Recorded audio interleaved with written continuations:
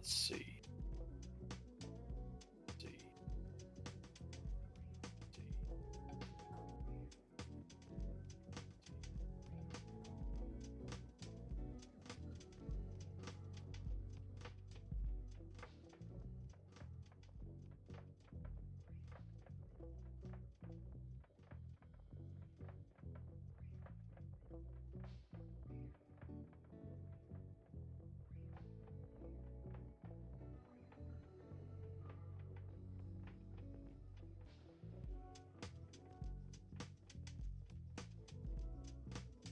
I am.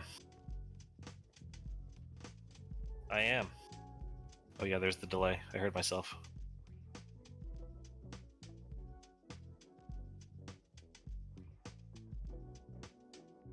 I'm trying to see if I can hear you. I can hear myself.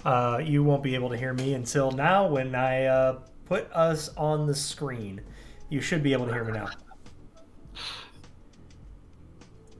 Yep, and you're matching up there. Cool. Fantastic. All right. All right, so I'm Curtis. This is Jared. I'm Jared. Over here. Opposite direction of what I normally would do. We are. Well, we are who we are. That's. That's right. A couple of longtime buddies. We got a lot of thoughts in the tech world. A lot of thoughts on gaming. We're huge gamers ourselves. I figure we should do a little wrap up of all the tech news that goes on. There's a lot of stuff out there in the world. A lot of noise, as I would say. So we kind of filter it down for you and give you the exciting tech news and the gaming news of the week. Absolutely, and it's just been a hell of a week. Yeah, it's smart of us to start this in the middle of CES when that's going on. There's no better time than in the middle of the single largest consumer electronics expo to start talking about tech news. Sure. I mean, if we're going to do it, might as well rip off the Band-Aid and jump right in. Am I right? Yeah, why not? There's nothing better to do. And there's certainly nothing else that has ever happened at all in tech or gaming this week. No, not at all. And we might want to, we could avoid all this by going outside, but, pandemic and cold. Outside. So, yeah. Outside seems dangerous. Not about that life. They need to go in and patch and nerf the virus category. It's too strong. It needs to be nerfed. Well, this might be a good segue. Talk about patch notes. Path of Exile. I mean, maybe they threw some life patch notes in there as well. Oh, golly. Man, I don't know. I mean, I'm looking at these patch notes. I've got them pulled up here, and dear God. So I guess to kind of start it off there, I've played Path of Exile a few different leagues, throughout the years. I don't think, Curtis, you've never played before, have you? Have you tried getting into it? I mean, I've played not well. I've certainly tried. It didn't work because I had other things to do, like eat and sleep. Ah, yes, the essentials for life. Yeah, man, I feel like you need to have like a PhD to understand this game at times. It's a lot, but we will. Suppose we'll. You want to dive into that right now, or should we kind of, hit a brief run through here of what we're going to be talking? Let's hit a brief run through on kind of what we're wanting to talk about and go from there, because we will be here for a long time if we. We will end up starting with Path of Exile, and we'll end with Path of Exile. Yeah, I just got to their terms of use somehow. Anyway, yeah, so a lot of other things, and, speaking of tearing the Band-Aid off, huge thing happened in the world of tech and social media in the past week. Mm-hmm. And I think let's just rip the Band-Aid off of this. Yeah. Cover it super quick. I don't want to make any other statements about it, but it wouldn't be fair of us to not cover it. Sure. Donald Trump got banned from Twitter. He got banned from Twitter. Subsequently, it seems like he's banned from the internet. Yes. It's I don't know. I guess there's a lot to say about it, but we won't. Yeah. um, we were talking about, you pulled up Path of Exile's terms of service on there. I mean, it was essentially, they thought it was a breach of terms of service, and them being a private company, Twitter, referring to Twitter, just decided they're gonna remove his account. And I think they removed a handful of tweets. Was it the day or two leading up to it? Yeah, they removed 3 tweets prior to that. Yeah, And then obviously, decided that it was past time to take more drastic action, following both YouTube and Facebook doing the same. The same chain of events that led to that also led to Parler and or Parlay, however you want to say it. I Parlay would don't be know. Parlay would be the French way of saying it. Well, we To can. We can. speak. Do we want to be fancy? I don't know. I think the general user of Parler probably wasn't. Well, let's just be honest. It's not going to matter because they're shut down, and That is true. the chances. So Amazon basically they pulled their web hosting. They Yes. hosted through AWS, and Amazon did the same thing and said, they kind of pointed the finger at what happened to Congress and said, your platform is inciting this stuff, and you're not doing anything to moderate it. Now, is that like an overreach? Maybe, but again, we're not going to really get into that. But they basically pulled it and said that we're not going to host anymore. So Yep. I think as of yesterday, I'm sure today they're still down, right? I mean, They are still down. yeah, they're down. They So the thought was, I think they were going to say that they were going to try to do the hosting themselves, but that's not something you can just like flip a switch on and do. No. So one, they are suing Amazon. Sure. Two, apparently there is a server company who has offered them their services. I would So assume it- they're not based in the U.S. They are, but they are. Honestly, it may be the same. It may be Gab, Okay. because they have their own servers. Hmm. But yeah, I mean, yeah. Yeah, the initial thought was, all right, well, if you're not going to find anyone, you might not find anyone in the U.S. to host. So then, are you going to a company overseas? And that, to me, that is not what your platform target audience is. And I Well, don't think the not to target audience mention, would- to get verified, you had to send in like the front and back of your driver's license to get an account with them. to get a verified account. So you could make an account, but to get the privileges of being verified, which got you some, I don't know, I don't know, I was never on it. Yeah. But yeah, hundreds, thousands of people sent in identifying government documents. And did I not just read something about how there was I don't know if it was a data breach, but someone got a hold of all that user data from them? Yeah, 80 some odd gigs of just documents. Unreal. Somebody, as soon as AWS announced that they were dropping them, Mm-hmm. somebody archived everything on there. Every post that was ever made, all the user data, all of it. Well, And they just handed it to the FBI. Wonderful. I don't know. I don't know if there's really much more to say about this, but the No. site's down. Trump is banned from all those platforms now, so it's not to get political. You almost wonder if this was just because the 20th is coming up so soon, that because of all these events that happened, it was just kind of a rip the Band-Aid off, and everyone followed suit. Yeah. If this happened a year ago, would you still see this kind of a, No, I don't Well, think so, but we're going to leave the purview of technology here real quick, so yes. let's Yes. So we leave got it that one out of the there. way. That Parler happened. done. It's Parler done. done. Parler done. Parler doesn't look like it's not coming back anytime soon. So No. if you can find a new social platform to hop on, if you're into that kind of thing, then start hunting. Best of luck to you. Yep. Maybe handwritten letters are the way to go. Who knows? Yeah. Go back in time. Carrier pigeon does still work. Yes. Ravens. I have Can we not- bring the Ravens back? We could, and you know what? I've yet to find a way to ban somebody from a raven without shooting the thing. Well, that's one way to do it. Oh man. Another big event on the gaming side of things that happened this week, on a much more positive note, Yes, AGDQ was this week, this past that's week. right. Awesome games done quick. If anyone is not familiar with that, it's I believe they do 2 events a year. Yep. AGDQ, Awesome Games Done Quick in the springtime or wintertime, I suppose, in January, and then SGDQ, which is Summer Games Done Quick, over the summer. Who would have thunk about that? But basically, it's the video game community comes together. They do speed runs of video games, different categories, different games, and they're raising money for charity. So, what's there not to like about that?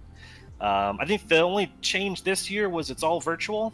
Was that Yeah, right? I mean, yeah. normally they get So together and they get all the streamers in like a hotel. You know, they book a giant room in there, and it's always kind of cool. You see like rows and rows of chairs and stuff, and yeah, people are it's cheering just the guys on, and it's all the guys one and gals. massive Yeah, hype train. exactly. And they did SGDQ, yeah, SGDQ. Last summer they did that virtually as well. Hmm. And they had some hiccups. I mean, they always have technical hiccups. It doesn't matter if you're there or not. You're dealing with Every company's had tens technical of, hiccups this year. You know, I mean, it yeah. comes with the territory of not having this happen before. But I've been working from home, and it's been really really good actually to just have Oh, AGDQ up, yeah. playing that while I'm working, getting to hear that, and it's I just watched it, and I'm gonna get this mixed up. I think it's in winter it's Prevent Cancer, Okay. and in summer it's Dude, Doctors Médecins Without Sans Borders. Frontières, Doctors Without Borders. Okay. So this year, and this is just crazy to think about. It's Hmm. a 5 or 6 day long event. They stream for 24 hours that entire time. Right. $2.75 million. It's incredible. It's incredible. I mean, Uh, holy crap! it's pretty impressive what you can, bring the whole video game community together for, a specific thing of speed running. I mean, you make an event out of it, but it's exciting. I Yeah. get hyped watching it. I end up going through. I haven't watched. Oh, I've got to go back on the YouTube because there's usually they break it down on YouTube afterwards, and you can Yeah. watch.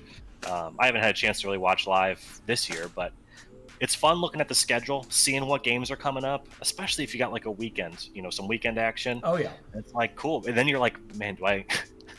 I'm an adult now, so it's usually like 9:30 bedtime. I'm like, man, do I push it to like 11 tonight? There's like the Zelda block that hits at like 10:30 at night and runs till 5 in the morning. I should probably stay up, and then my sleep schedule gets ruined, and it's a wake up call Monday morning whenever that rolls around. Too quick. So side note, actually, because you brought up the Zelda block, Yeah. have you seen what ZFG is doing with Ace? No. Oh my god. So, it's, is this the any percent speed run? yeah, so it's any percent, but they had to make a whole new category because it really breaks. Because they had to add a source category. Really? Okay. So it's any percent Ace with source. So explain that. What does that mean? So the So only speed run that I'm familiar with is you would somehow. Now maybe I'm back a little far, but they would start initially off. They would get into the Great Dooku Tree, and then they were fighting Goma in there, right? yes, Ocarina of Time fighting Goma, and then they would do the wrong warp in there. yes, So I think I don't know. You were like backflipping multiple times, and then you somehow pull out the ocarina at the right time. Wrong warp, and it takes you into Ganon's castle. yes. And it's basically right at the end, I think, or maybe you had to go through a little You bit. had to go down the castle and fight Ganon. I'm forgive me. It's not any percent. It's 100%. 100%. Oh, okay. So it's 100%. But what they've found, and if ZFG didn't find it, he's certainly the biggest person doing it right now. Hmm. But you can manipulate certain items and while facing a certain direction to assign any item in the game Mm. to a C button. Maybe I have seen that before. Does it involve bottles and bugs? I mean, it's bottles and bugs, but it's this particular it's bombs and a particular rock and location in Zora's River. Okay. Okay. It's absolutely insane. He can write just about any item in the game. So is he? I mean, are we talking like you can write golden sculptulas? I think so. Okay. I guess my question was how much of the game is he actually playing? You know, if he can write all of the gear to Well, him. and that's the thing. They added a source requirement, so anything that's like a medallion or that kind of stuff, you have Mhm. to actually get it from Got its it. Okay. intended location. Okay. But like you can get all your bomb shoes, you can get all that stuff. So it really prevents you from doing all the like the boring side quests and stuff in there. You Exactly. still have to slam through the dungeons, but you can take the time to get whatever gear you need prior to that. And Is that it's correct? yes, and it's oh my gosh, let me just look him up real quick. He's got this thing down to 100% at some absurd time.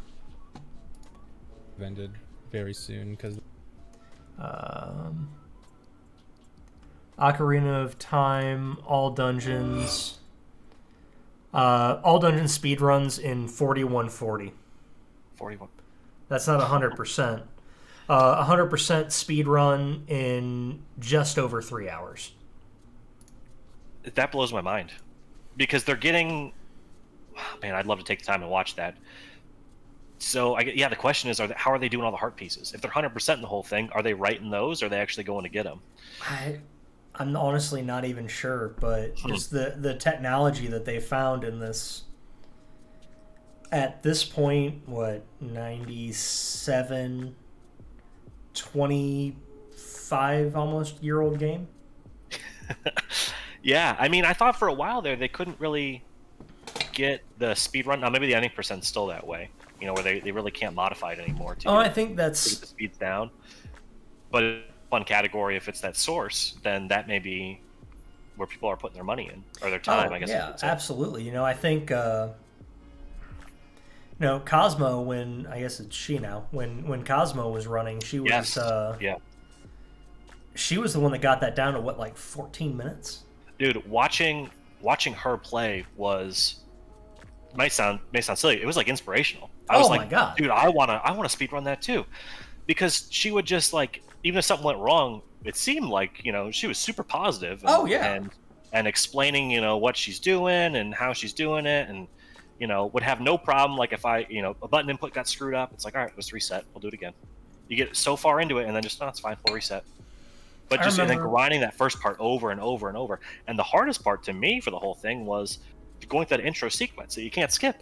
Yeah. You're watching the ferry, It's like 2.5 minutes and you just can't do anything about it. right? Come on, Navi. Let's go a No, I little mean, I faster guess here. when you're practicing, I guess that's what save states are for. When you're True.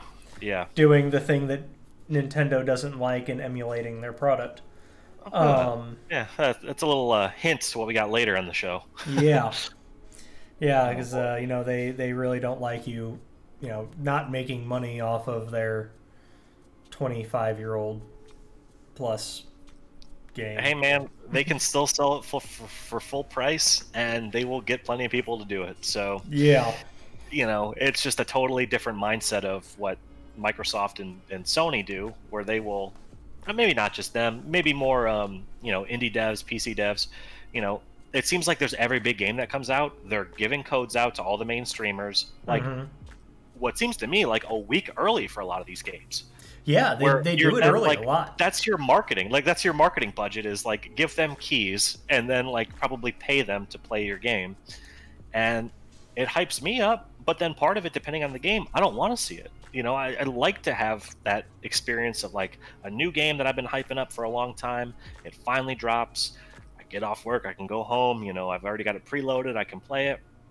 And it, part of it just frustrates me knowing that like these guys have access to it early. Clearly, it's a finished game. So I don't know what kind of like, day one patch they're getting. They've probably already got it. It already exists out there. Yeah, But I mean, well, and I don't know. part of it too. You got to wonder is part of that their debug process, and are these people part of the reason we get those day one patches? Maybe. I know it clearly didn't work for CD Projekt Red. Oh God, But I also don't know if they really sent stuff out. Oh, they did send stuff out already. The review copies, but only for PC, right? Only for PC, and I still think even the review copies only opened like an hour or two, or maybe 12 hours before. I don't know. It wasn't Consoles, they long. didn't get review copies, right? No, no. But I mean, those of us who are of an age Hmm. remember the Witcher launches. Yeah, I don't. So I remember three. I didn't obviously get into the series until three came out, and the Yeah. hype was around there. The one thing that drove me crazy though was right away moving Geralt. Mm-hmm. The movement for the analog stick and moving him was so weird. I that put me off to begin with, Well, and I think they then just forgot controllers existed. If I'm totally honest. I wouldn't doubt that. I wouldn't doubt that. Now, granted, it was still a good game, like quality wise from the get go. But there were just some awkward things like that. And I was playing on PC with a controller. I was using a 360 controller or whatever. But it was just awkward. So I don't remember when that next patch came, but they eventually patched like an alternate movement method in there. Mm-hmm. Remember that? And then Yep. that was just, I mean, that's how you wanted to play. You wouldn't. Why would you want to play without it? But then they Oh, kept doing some quality of life improvements, throughout the rest of it. But I can't remember how long that actually took them to get to that point. oh. I mean, it took them a while to get everything worked out, but I think. I mean, it's just CD Projekt Red does such a great narrative. They Hmm. make gorgeous games with great stories. Yep. But, I think Bethesda catches a lot of shit about being really buggy, especially at launch. But Yeah. I think the only reason CD Projekt Red doesn't get it is because they don't release a game nearly as often. I mean, yeah. Well, how many times have we released Skyrim at this point? Oh, God. But Oh. I don't know. I mean, I think if you, I don't know what's better.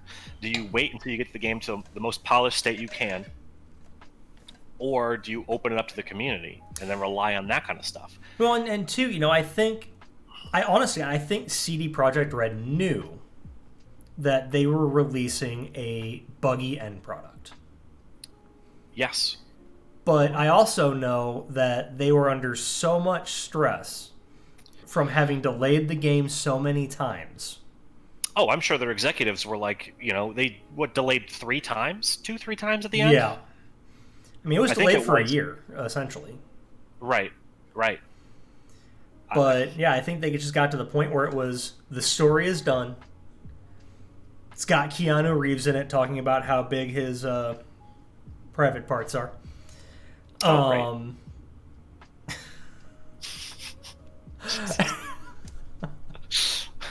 I got distracted at that. It's got that. It's gonna draw people in. And if people fall through the map on occasion, or glitch into a wall, they'll forgive us. Yeah. So I got a copy on the One X. Okay.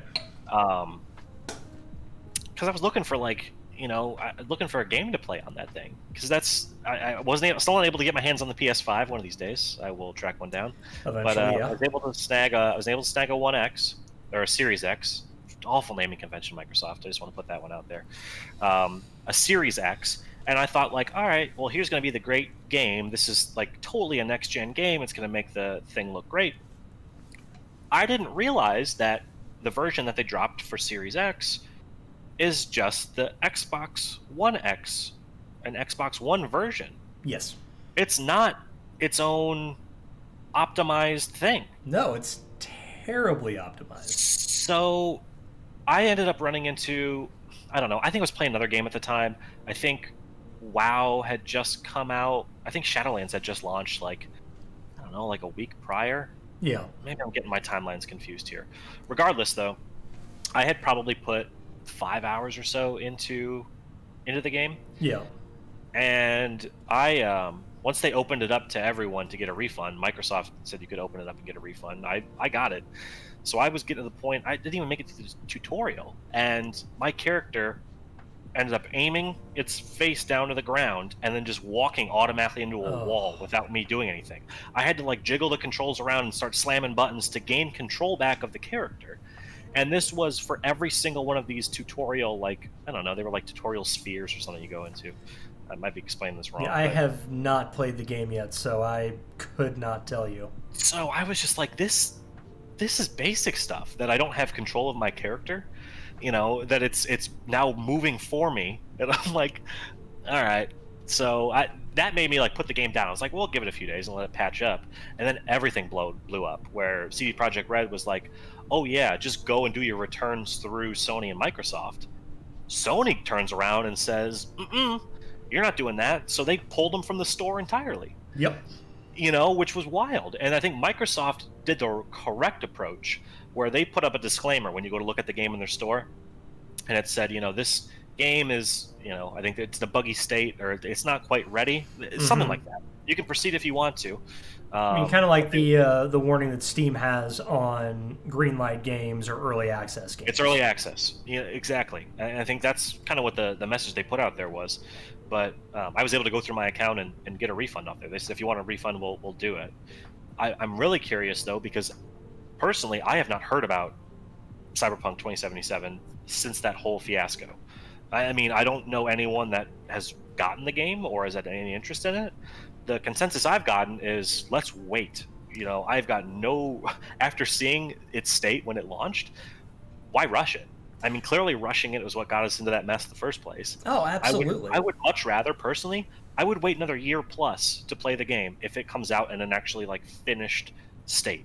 Yep. But are they going to be like Bethesda and be able to do that?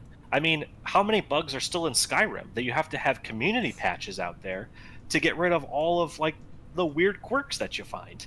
Yeah. Well, and I Yeah, think yeah, one, I think traditionally CD Projekt Red has been really good about taking care of that stuff. correct. Um, Correct. on the I other mean, hand, maybe this is a great time for CD Projekt Red to embrace the modding community. they should, but you're advertising this as a console game, Yeah. and you can't really get mods in there. Not an easy way, at least. No, I mean, Um, this is going to become The Simpsons did it of video games, but Skyrim did it. yeah, Bethesda. I mean, Fallout 2. I mean, they've got it in Fallout 4. Obviously, not 76 because nobody played Fallout 76. is that a game? Yeah, as far as I know, it was just a shitty nylon bag, and that was about it. Um, Right. premium. But Premium yeah, quality bag. Yeah, but I mean, $5 on Wish. but I mean, yeah, there are ways to do it, and I mean, Bethesda figured it out, but again, Bethesda is Bethesda. Right. I don't know. What would have been awesome is if I was just trying to think through like how they could limit it and say we are not going to release this game on the old gen consoles. But when you've got a fragmented console market, you know what I mean? Like I now have the Xbox One, and I've got the Xbox One S, the Series X, the One X, and they're not really their own separate product category. They're all the same thing. Yeah, I mean it's problematic, and I mean, to an extent, you get it on. Maybe you get to the point where you just do what you do on PC games, You've got minimum requirements, and you say, but "Look, clearly yeah, that game does not hit minimum requirements whatsoever. yeah." No, you say, "Look, if you can play this in theory Mhm. on a one or a One X, but if you want the appropriate experience, this game is optimized for the Series X and the PS5." Right. Now that is a problem when you've got people can't find PS5s. Correct. The Series X. I mean, you're still telling people if you want to play my $70 game, you need to invest in a $500 console. Correct. But they're not even releasing at this point an optimized version of it. So Well, does that- it really matter? Yeah, I I mean, mean, it you're- really doesn't.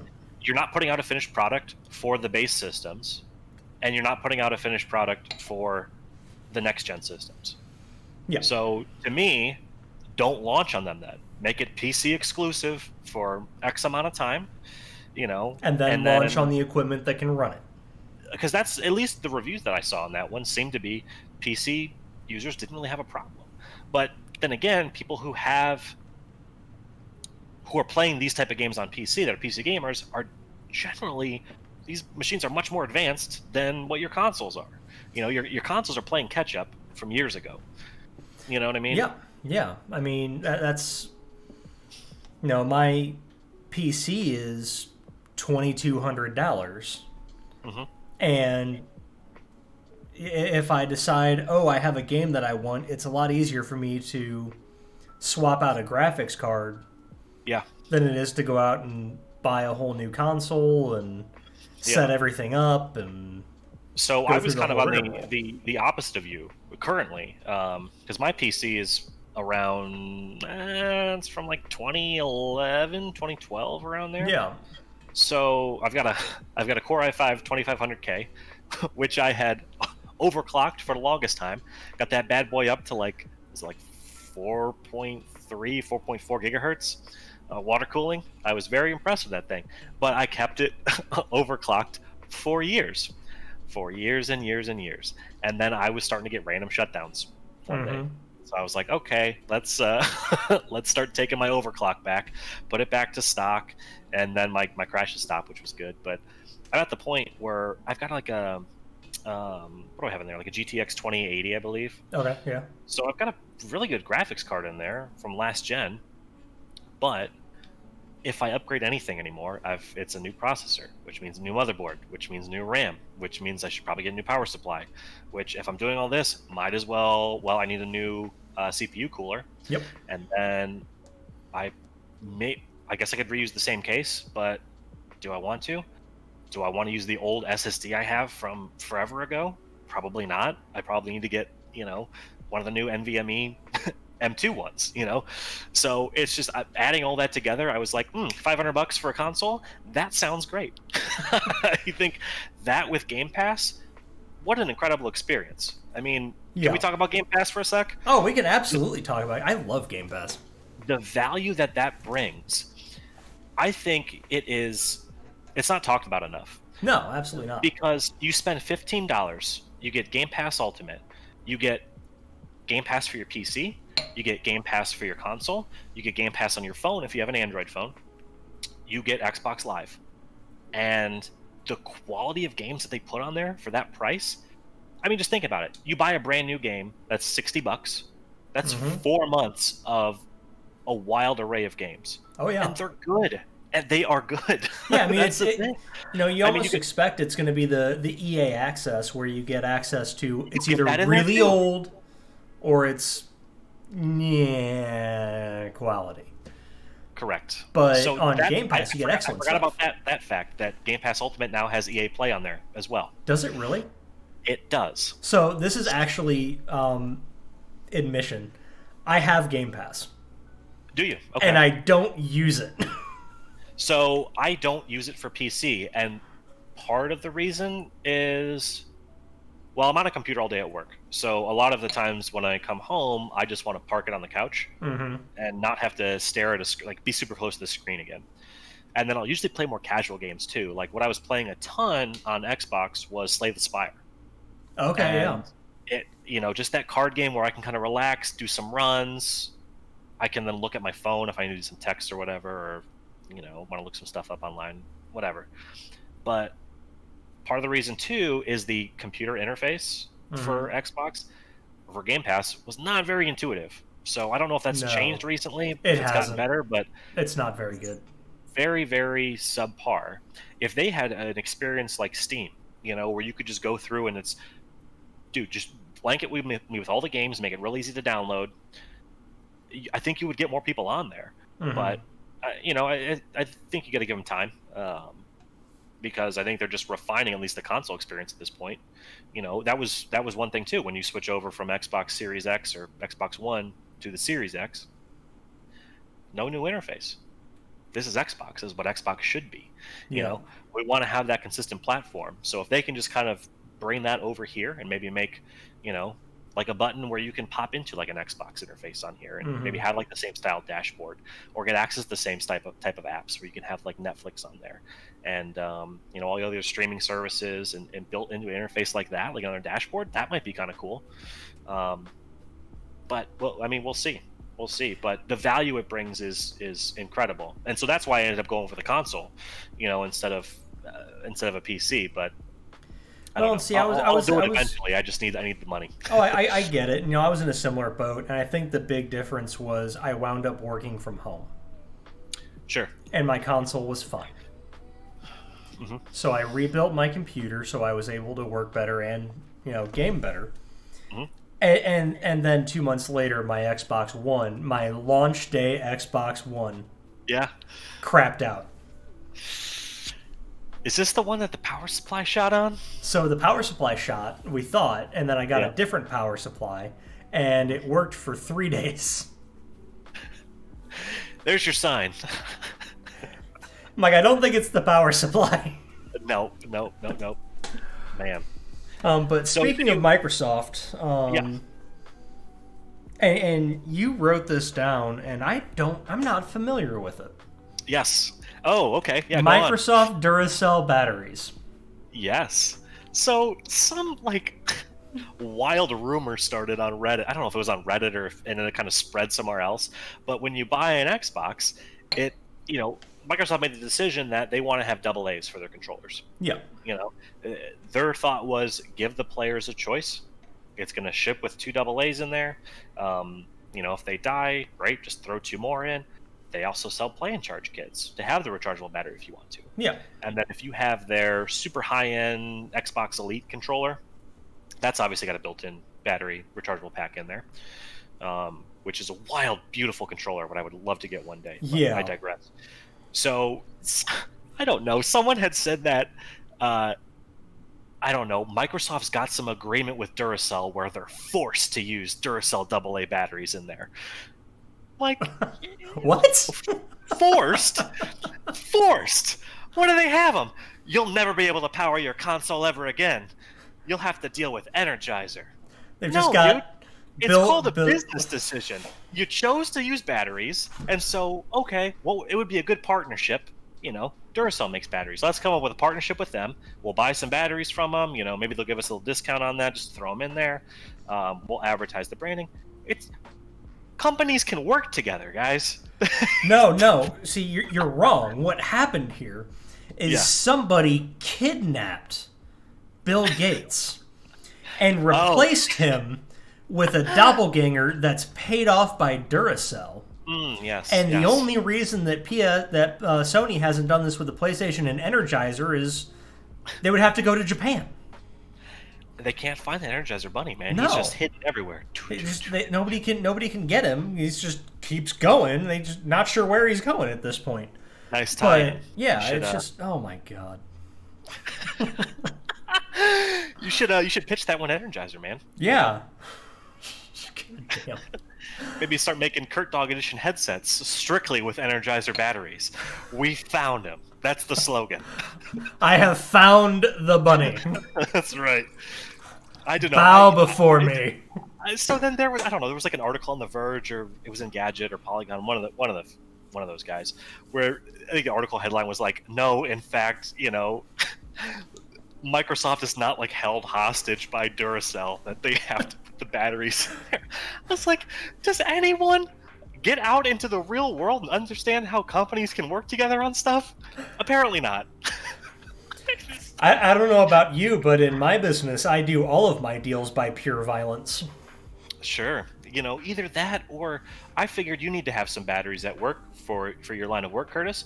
So instead of, going to a company that makes them, you would just get into that market yourself. Oh, that's Elon Musk. I think he does that. He is the only one that does that. Or, I mean, you're Apple and you go, oh, we need this for our business. We'll just buy whoever's doing it. Oh, that's great. Yeah. Right. Well, if Microsoft was cool, they would have just bought Duracell. But I digress. The Yeah, ghost of that's- Steve Jobs is just over there going, I would have bought them. You should have bought them. You should have bought them, Bill. Now Golly. Costco's going to buy them and just rebrand everything Kirkland. I mean, Kirkland makes some good products, man. You know, you get some Kirkland wine. Kirkland anything, man. I mean, Kirkland. Toilet paper. Yeah, I haven't done that. They're. This is bad because everything I buy from Costco is liquor.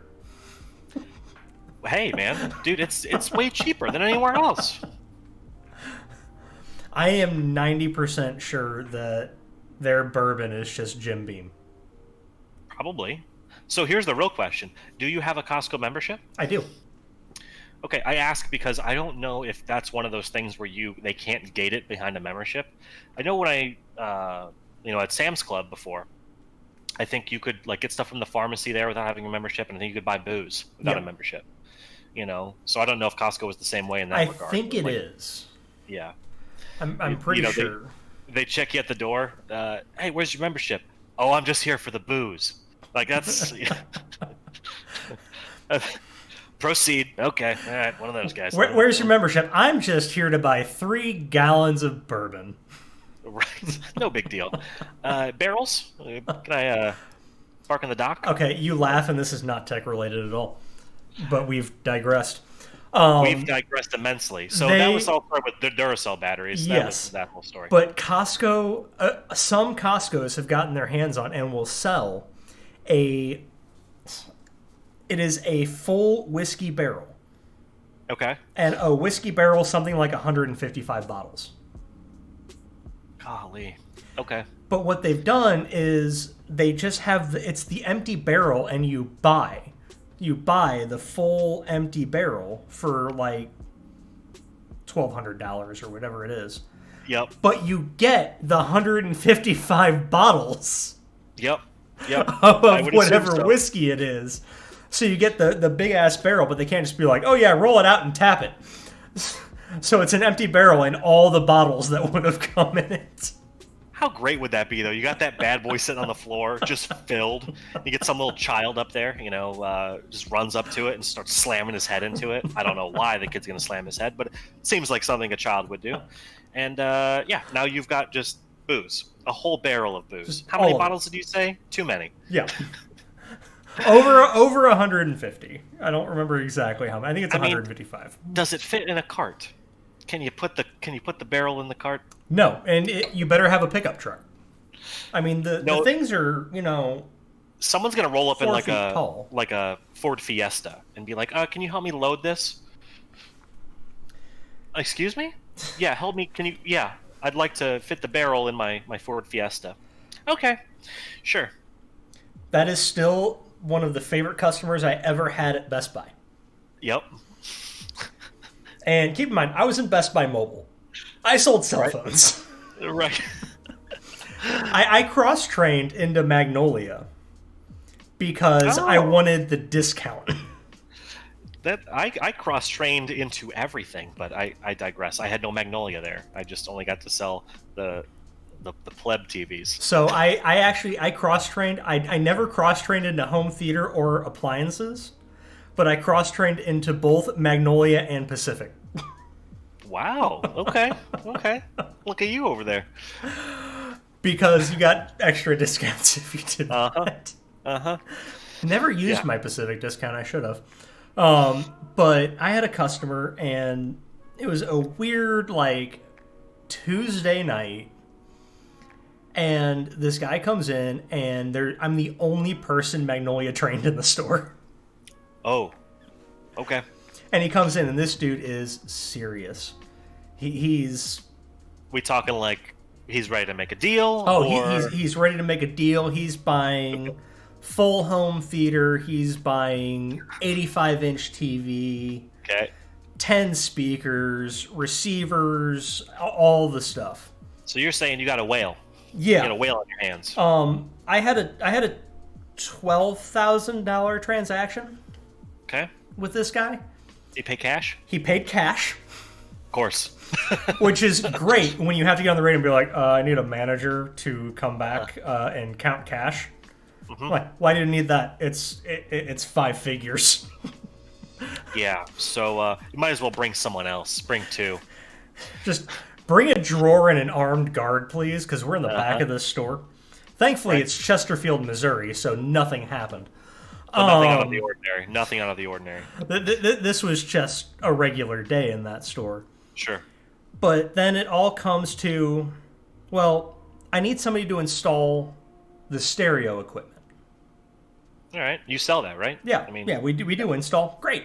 We'll have somebody install it. But I want to plug in the TV and watch it tonight. Like an All right. 80-inch TV okay. plus box. This one behind me is 64. So add 16 inches to that. Sure. Sure. And then box. And we're like, okay, cool, can you put it, do you have a vehicle that it will fit in? And he says, yes. So we've got it in the store, bring it up front. This dude pulls up in an A8 convertible.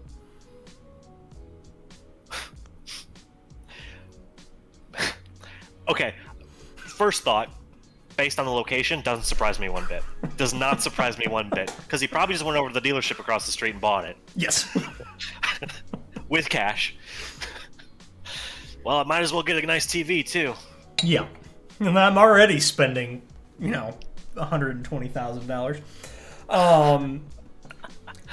So we're like, sir, this TV is not going to fit in this car. He's like, well, I don't have to go very far, and I don't have to get on the highway. I'm like, no, you don't understand. I don't think you get it, man. It ain't gonna work. And this is the point where I point out, this is like the beginning of February. Yeah. It snowed like 2 days prior to this. It's cold. We're in Missouri. It gets freaking cold. Uh-huh. So he puts the top down, Oh, no. lays the passenger seat down, Okay. and we finagle this TV to half lay down across his passenger seat, hanging off into the back seat. And we're just like, yeah, we're going to need you to sign this paperwork that says that when this TV is broken, and it will be broken when you Yeah. get home, Yep. that it is not our fault and we're not returning it. He's like, oh yeah, that's fine. And then he gets in his car and he's holding it up with one hand and driving with the other and just drives off. Honestly, what a boss. I mean, the fact that that was just disregarded. I just paid cash for this bad boy. And I got the top down. I got my boy with me. We're going to go home. We're going to have a good night. I'm like, it's good for 11 him. degrees outside.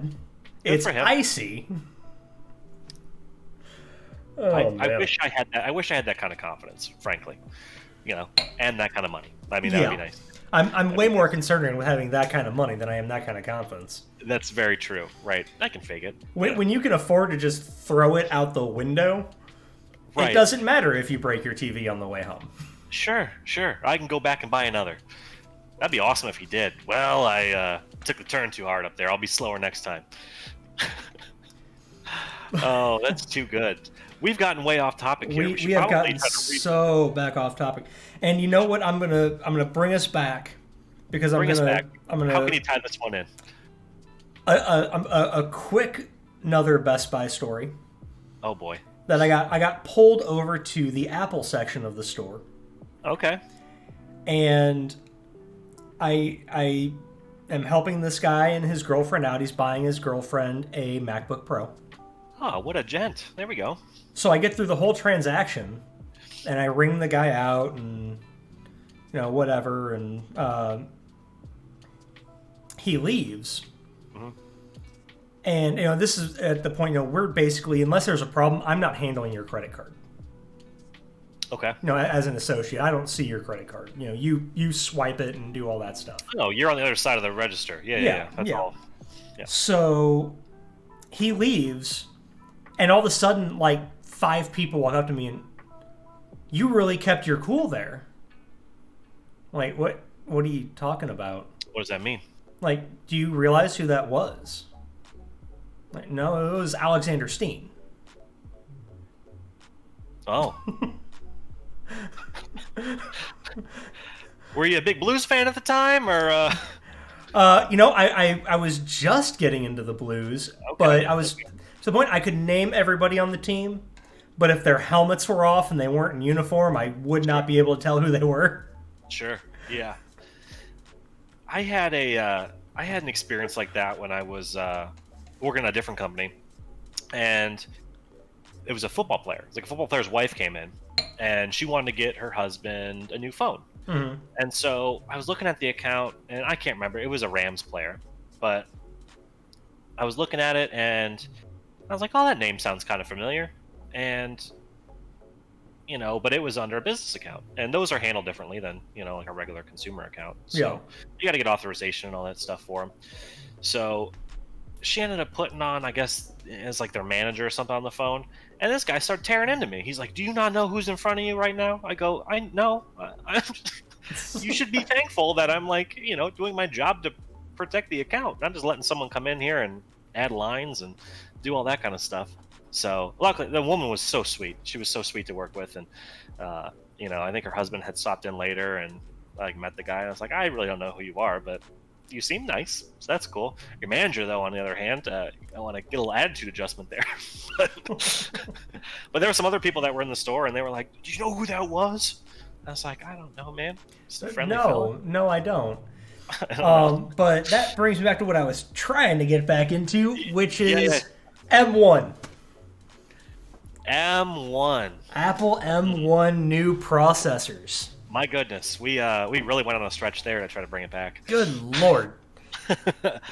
So the M1 chips, I guess we should kind of explain what they are. So Yeah. Apple had used in their computers, I don't know how many years ago, 10, 15. They used 2007, I five, think. 7 around there. Because I had a first generation MacBook Pro with Intel. Intel, with the Okay. Intel Core 2. So, but prior to that, they used PowerPC chips, right? Yep. So the switch over to Intel had a lot of promising benefits. You know, one of which was speed. It should be better speed wise. Now we got to think about this for a sec. When you're switching processors over, all of those apps aren't going to work anymore. Yeah, I mean, you're totally changing the architecture of your entire device. 100%. So props to early developers. So they were kind of like saying, it's going to be a little bit tough at first, but we've got a couple things to help. One was just the popularity of PCs compared to Macs at the time. Yep. They had the promise of you can dual boot. You can install Windows on the computer as well. So there's literally no reason why you shouldn't buy a Mac. If you like Windows, great, install Windows on there. You can do that all you want. It's an Intel processor, you can do it. And then you can have all your Mac stuff as well. That was when Rosetta came out, right? Correct. And so Rosetta was basically the barrier between the two processors that translated all of those instructions over to the Intel processors, Yep. which allowed them to work. And from my understanding, it worked pretty well at the time. I mean, I was dual booting on a MacBook Pro into Windows 7. Mm-hmm. Yeah, I mean, from 2007, I didn't get back into Windows until 2016, Sure. 20, Yeah. 2015. Yep. So now Apple had been making their own processors in the iPhones for, I mean, since the get-go. I'm kind of losing my train when they started, right? I They do can't from the- remember if they used Qualcomm at the beginning or not. Right. At some point, they started making their own processors, and the power on them is pretty incredible for what they can, what they bring to the table in terms of like power consumption and just raw horsepower in them. Yep. So the premise of the M1 was we're already making processors in-house. Why are we still paying Intel to use their chips? We can cut that cost out, make them ourselves. They'll probably be faster because we're making them all. I mean, it's the same premise of the iPhone, right? You're doing the hardware and the software in-house. And So- everything works together, and everything's works. optimized. So well. So that's the premise for M1. They took their mobile chip and they kind of optimized it for a desktop environment with the new MacBook Air, MacBook Pro, and the Mac Mini. Yep. Um, and I was skeptical because there's going to be a new version of Rosetta. It was like Rosetta 2. That was going to be that translation barrier for the non-optimized apps at that point. You're turning the Intel apps into M1 apps. Um, Benchmarks looked pretty incredible with that. I mean, they Yep. were that translation software. That's what I'm more impressed with than the chips themselves. The chips themselves are incredible, but once everything's all on and written and optimized for those M1 chips, it'll be perfect. But Hmm. this middle ground is what everyone was concerned about, and they knocked it out of the park. It's And really impressive. I think it's safe to say both you and I are kind of in split atmospheres and split ecosystems. Yeah. We are both fans of the iPhone Yes. and the iPad Yes. and 100%. Apple's peripheral devices. Hmm. And but we're both on PC. Yep. And I think we both understand that while Apple rarely pioneers new ground anymore, Hmm. they optimize it better than anybody in the business. Yes. They don't want to be first, but when they do make a move, it's because they've seen how it shakes out, and they see what works and what doesn't work, and they make it better than anyone else. And that's why I like their stuff. It just works, and it works Hmm. well. Um, Seeing these chips though really makes me kind of want to maybe step back into that Mac world, I especially a Mac will. Mini, dude. The cost of them and the performance you get, my goodness. So I will be. Two things that I'm kind of waiting on. One, I'm waiting on kind of the second generation I would agree. Yep. because I really want to see what they do with, especially the MacBook Air, because that's the device that's going to be applicable to what I would want. Yep. But I want to see what happens when they bring in RAM that they've optimized, boards that they've fully optimized for all of this. So one thing I thought was kind of interesting, and it's I guess a limitation of the M1 itself, not get above 16 gigs of RAM. Now, I think that kind of stems back. Well, obviously it's how the chips were designed, but the iPhones, when you're looking at specs, I don't think they ever really put out there how much RAM they had because their No. mindset was it didn't matter, you know. Um, Not like an Android phone where they can say we've got 8 gigs of RAM or 12 gigs of RAM or whatever. It's not like a PC. It doesn't matter. No. So I think that's the mindset with these M1s. But when you're handling 4K videos and using Final Cut Pro and trying to edit on there, does it become an issue? So that's where I'm kind of curious. Like an M2, whenever that comes out, is that limitation still there? Will they get rid of it?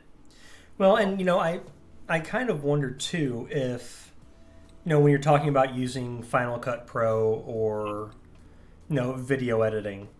I mean, one, realistically, you're still talking about a very fringe use case. Correct. There's not that many people doing that. Hmm. For the most part, you're still people are still spending $1,500 to buy a Facebook machine. I would agree. Yep. Yep. A Facebook machine that works very nicely. Hmm. But two, with Browses the web real well. it does. It is phenomenal at browsing the web, and it looks great doing it. Right. You will look phenomenal sitting in the coffee shop with your silver laptop that's super skinny with a little light up Apple on the back. Yeah, man. Please FaceTime me while you're there. That way Absolutely. I can see the joy in your face as you let everyone know that you've got an Apple. I am writing a play as we speak. A play? Um, Okay, great. my manuscript is almost ready. Perfect. Perfect. Um, but I think when you're looking at that, especially when you're talking about like rendering, Mhm. is the RAM as important as having optimized encoding cells if you're accelerating that encoding through the CPU? Yeah. Yeah. That and the, I mean, the hard drive itself, right? If they've Yeah. got super fast I mean, if you've got a to SSDs in there, yeah, or the NVMe's, it can instantly access that stuff. How much is it? How much is really going into RAM? exactly. I I mean, that can starts getting a little more technical beyond maybe my expertise, but yeah, is it really needed? and That's the other question is, for somebody who's going to be dealing with something like 4K video in a raw format, which is massive video files. I mean, you're talking yep. gig plus a minute, Hmm. and rendering that down into something useful. How many people are doing that on a mobile device? Yeah, no, How I many people agree. are pulling up their laptop and, oh, I've got to render down this 2 hours of video? I mean, that's I mean, maybe so. Definitely not the MacBook Air users, but no but they launched it on a MacBook Pro, true. so you've got that Pro moniker out there, and I don't know, you kind of wonder who they're targeting, right? I mean, Yeah, early users, I don't think are going to be power users by any means. They're not switching over. yeah, These are people that are going to ride or die by their Mac trash cans until they get a new one. and that's the thing I think is you have with Apple this hardcore base Hmm. of gotta have the newest, but a vast majority of those people are not power users in the No, way of they they're are not fans. using a They're fans. huge amount of, yeah, they're not using a huge amount of computing power. They Correct. use the shit out of their machines. Yep. Yep. They are on them all the time, and they optimize a lot of things. They're going to utilize, I'm sure, things that you and I don't use on an everyday basis because Correct. they're fully embedded in that ecosystem. Yep. Yep. But yeah, I mean, for the most part, your big content creators, you know, yeah, you might do a little bit on your MacBook Pro, but you're going to go back to your big rig that's got 32, 64 gigs of RAM and a Right. 32 thread processor. Yeah. I think your MacBook Pro, that's going to be used by your everyday YouTuber, right? Mm-hmm. That you're going to record some video on your cell phone or your other, Canon camera, upload it on there. Maybe you have like a half-hour video you're messing with, Yeah. and then you'll be able to edit it on there real quick. I know iJustine, she uses a MacBook Pro, when Yep. she does her video edits and stuff. And it was kind of funny. I watched a Linus Tech Tip video the other day. I'm not sure the age on this video. It might have been a little bit older, but she went up against one of Linus's editors, and Mm-hmm. they had 4 hours to basically edit the same video. And it was for, oh man, I can't remember the YouTuber off the top of my head. Another big tech guy like Linus. Yeah. Um, but they were given both of them, and one guy, the Linus's editor, he operates off of a PC with Premiere. That's his baby. Yep. But he also has, the dude's setup is insane. He has 3 different keyboards that are all tied to the same machine because he's like the king of macros. So I've got certain macros I use on this keyboard, certain ones on here, certain ones on here. So he was at a disadvantage because he only had one keyboard in front of him. The flip side, Justine's got just her laptop in front of her. Mm-hmm. And she edits on a trackpad, dude. No no regular mouse, was just using a trackpad. But she ended up like kicking his butt in the competition. And it's funny that you're not your machine does not define you. You can No. be good at whatever you're given. So Absolutely. I I mean, you mean, make the best out of it. It's when I started doing content for Machinima, mhm, so I did that starting in 2011. yep. I captured all of my footage on a PC and edited it in Final Cut on my Mac and rendered it on How at that much of a time. pain was that?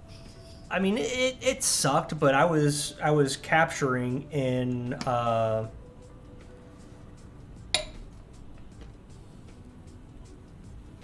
the lossless format, um, Raw? not raw. Hmm. Hold on. If I was on my old computer, I could pull up What my were old you footage. what were you recording it on? Were you just doing it through like Fraps or something? Or DX Story. the X story. Okay, yeah.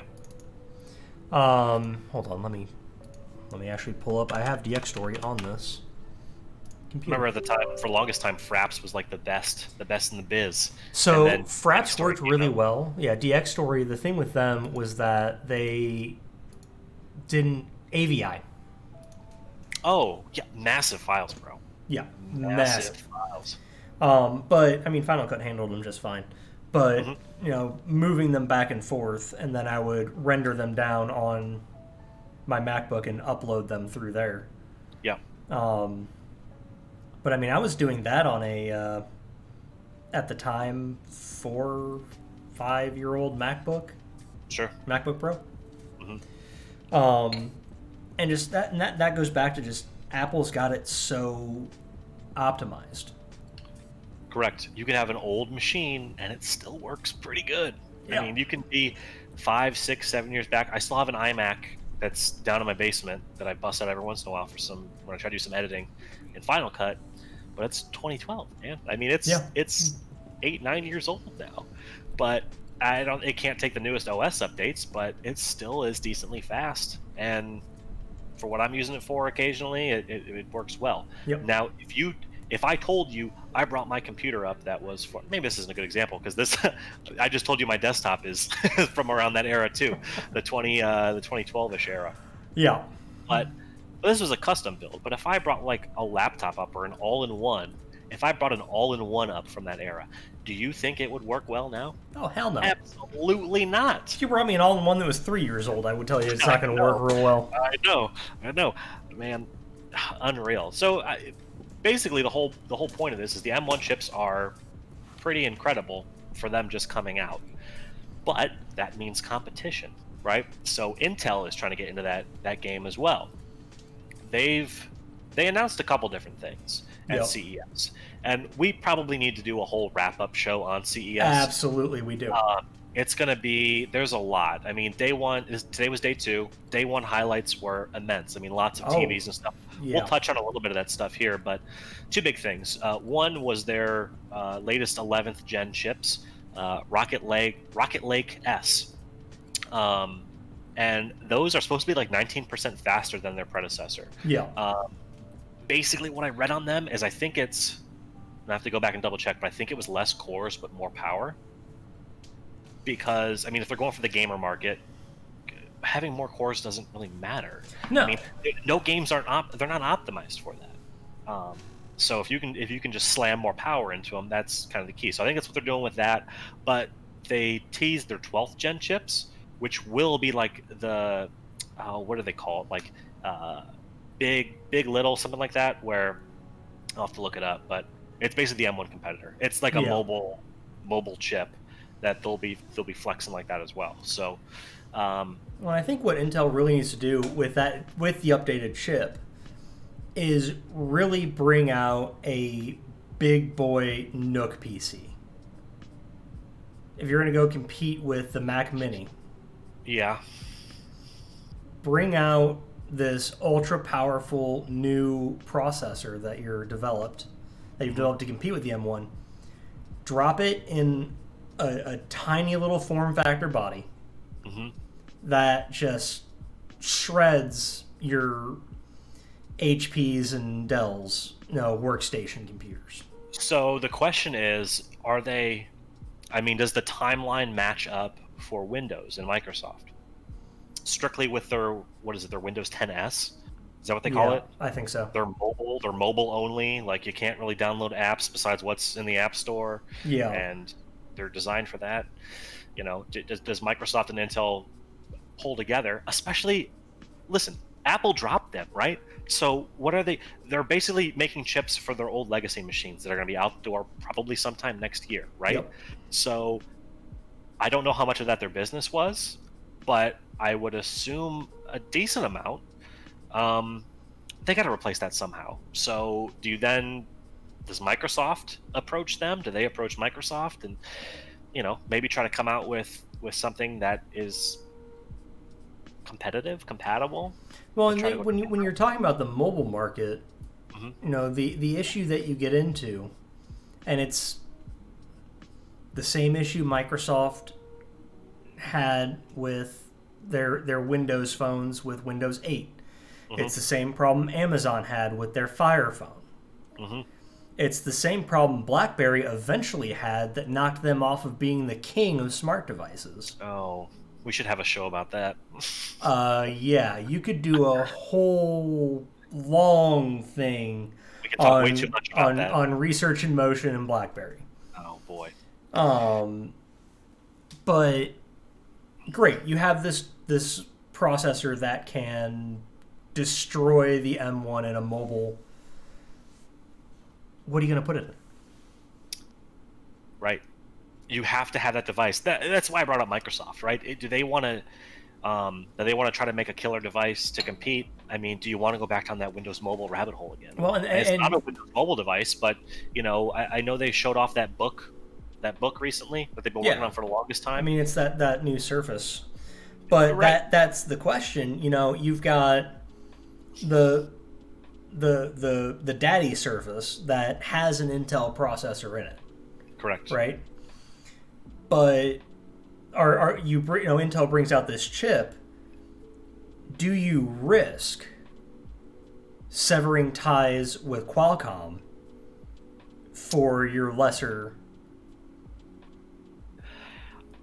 Intel, I don't know how they can really recover from this. I know they have tried for a very long time to try to hit that next level, right? Of making the chips smaller. Is it the 8-nanometer process or the 10? I mean, they're 10 right now. They're 10 right now. I think trying to get that next step. Yeah. And they just can't do it. Because AMD's at 7. Right. You have, especially AMD's chips that they came out with recently, the processors are killer. You just helped one of our buddies build a computer. Yep. Did you throw an AMD chip in there? Or did he go Intel? Do you remember? They both went Intel. I went AMD. You went AMD, that's right. I knew one of y'all did. But they both went Intel for the price to performance ratio seemed pretty good. I mean, for those mid-level chips, what's the point? Why would you take an Intel, right? Well, and that's the thing. Like I have a Ryzen 9 3900X. Okay. So it's 12 cores, 24 threads. Oof. It's a lower clock speed. It's 3.9. But I have it sitting at overclocked at 4.2. But running... we ran against Sam, our buddy's computer, who has a 10th gen i7 that costs $70 more than my Ryzen 9. I score 3,000 points better than him in Cinebench. I get 15 more frames in Far Cry 5. Unreal. If you get something that is just a game that is super CPU intensive, maybe he gets 10 more FPS than I do. Okay. Like a Diablo 3 type game? Are we talking about that? I don't want to, bring up my own turmoils here. I absolutely love that this game is fucking 8 years old. I'm sorry, I should not have cursed. This is too hysterical. This game is like what, 7 years old? It's not a good game. It's Diablo 3. It's a terrible game. But I don't know. It's like a bad ex, right? You just want to keep going back to it. Yeah. You hope things have changed. You look at it from a distance. You're like, oh, yeah, there's a bunch of new stuff in there. You get into it. Nope. It's the same dang thing. It's not so bad. She changed, and then she hits you in the face with a brick. Right. Oh, we're running puzzle rings again. We're running cow ring. The bovine bardiches again. Oh. Okay. Oh. Greater Rift 90. Yeah. Okay. Yeah. Do you want to run a G Rift or a Regi Rift? I don't care. They're all the same. Let's do a G Rift. We're out of stones. Well, I guess we got to do a Regi one now. Oh, the gameplay loop on that. It's a shame. Anyways, the whole tie-in to this was I added another monitor into the mix, which was a mistake. So I've got an ultra wide, and then I've got one of my 1440p monitors that have got a vertical orientation. But we were all on video chat together in Discord, and I don't think the processor could not handle that multitasking well at all. Now, the smart thing to do would just be, all right, well, shut off your video and just do, audio only. No, no, no. I'd rather, put myself through turmoil over here running 15 frames per second with the dips down to 7. That was fun. And then if I was feeling real good, if I got back to town, I'd float around the 20, 30 frames per second. Chef's kiss, baby. It was incredible. I'm sitting over here going, I'm running 110. I'm running 100. I'm running 93. I'm running 15. The best part about it is I think I have the highest refresh rate monitor of the crew. I've got the 179 hertz. Yeah, you do. Really taking advantage of it. Because mine are 165. So that just comes back to the fact that I gotta get a new. You need to build a new computer. Is the moral of the story. But you know what I really want to see from Apple next, and I think this is what would, if Intel went and they went with Microsoft, and we're going to, if they said, okay, we're going to build a really good NUC to compete with the Mac Mini, and we're going to supplant Qualcomm and put our chip in the base level Surfaces and up their capability for the price. And then Apple drops an M1 or an M2 chip in an iPad Pro. Yep. Or drops the M2 chip in the iPad Pro and the M1 in the regular iPad. Yeah, I mean, anything they do is going to be playing catch up to Apple. Yeah. We talked earlier about how Apple isn't the first to jump on something. You know what I mean? Mm-hmm. But they're not with these processors, dude. These processors they've had in their phones for years. And each iteration, they get better and better and better and better and better and faster. And it got to the point where it's like, oh, baby, we can crank this up. We're not putting it in a mobile device anymore. I mean, it's now we can let it breathe, right? What was it? Was it the MacBook Pros, or was it one or two of them that just had passive cooling in it? I think it was the MacBook Air. The right? Air had passive cooling. The Mini and the Pro both had fans, or was it just the Mini? I'm not sure if the Pro does or not. Okay, but yeah, put a fan on it and let it rip. I mean, so even though they are doing something new, and it was kind of not unprecedented, they did it before, but swapping over to the new processor, this wasn't a new thing for them. They've been working on these things for years. Yeah. So now they have the advantage, and I don't know. I don't think Intel can do it, frankly. I could totally see, a further relationship with Qualcomm and Microsoft. But does it matter? At the end of the day, does it matter? I don't know. Yeah. I don't know. Well, time will tell, I suppose, on that one. But those aren't going to come until, I think, later 2021. Yeah. I think we're probably talking like third quarter, more than likely fourth quarter is when they would come out. If I mean, stuff's been delayed. I mean, well, everything's chain's delayed, been terrible. right? I mean, you've got supply constraints across the board. So I mean, I see that in my business immensely. Oh, absolutely. So it's just kind of a wait and see. But they did tease it out there that they're working on it. So the other interesting thing to think about is are any of the flagship Android devices running x86 architecture? I don't know the answer to that question. I don't know the answer to that either. I know. Well, I'm trying to think here. So you have the NVIDIA phone, right? But that's its own. That's its own thing. That's its own thing. The Razer phone, right? That's the one that's got the. Yeah.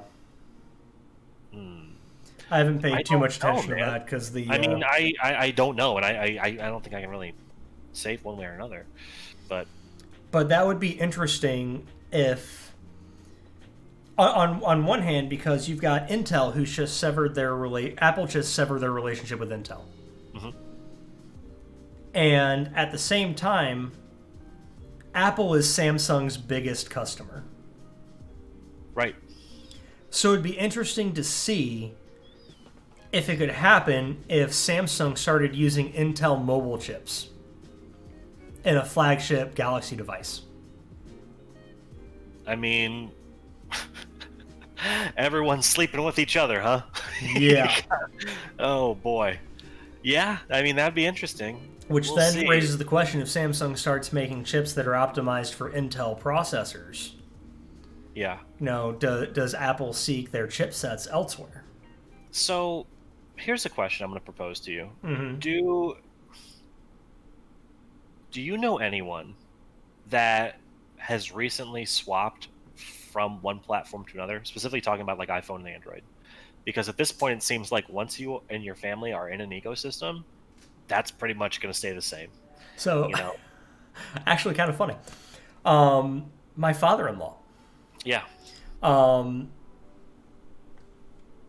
Samsung Galaxies for years, Sure. and he had a Galaxy Tab. Mm-hmm. He had a Galaxy Tab 8.1, Mm-hmm. and that thing was broken. His phone is broken, but that's another story. And in the like 4 months prior to that it broke, I got a new iPad, Ashley got a new iPad, and Valerie got a new iPad. Mm-hmm. So I got it, his daughter got one, and his wife got a new iPad. Right. So his tablet breaks, and we're like, you just need to get an iPad. Yeah. All you do is play Candy Crush and Harry Potter and get your emails. Just get an iPad. Sure. And he gets it, and he's convinced his iPad has broken everything. Oh no. But the dude's still on a Galaxy S8 phone. Wow. And I'm like, one, you have the only working S8 that I'm aware of. Sure. Two, just get rid of it. I'll upgrade my phone and give you mine. Like, Sure. Right. Right. like you don't want to deal with upgrading your phone. Fine, I'll do it for you. Yeah. I know how. Like, we'll just do it. Right. And he's just so resistant to giving up his Samsung, and it's really funny because whenever something is more convenient on his tablet, Uh-huh. he gets mad. Yeah. It's kind of tribal, isn't it? I It mean, really is.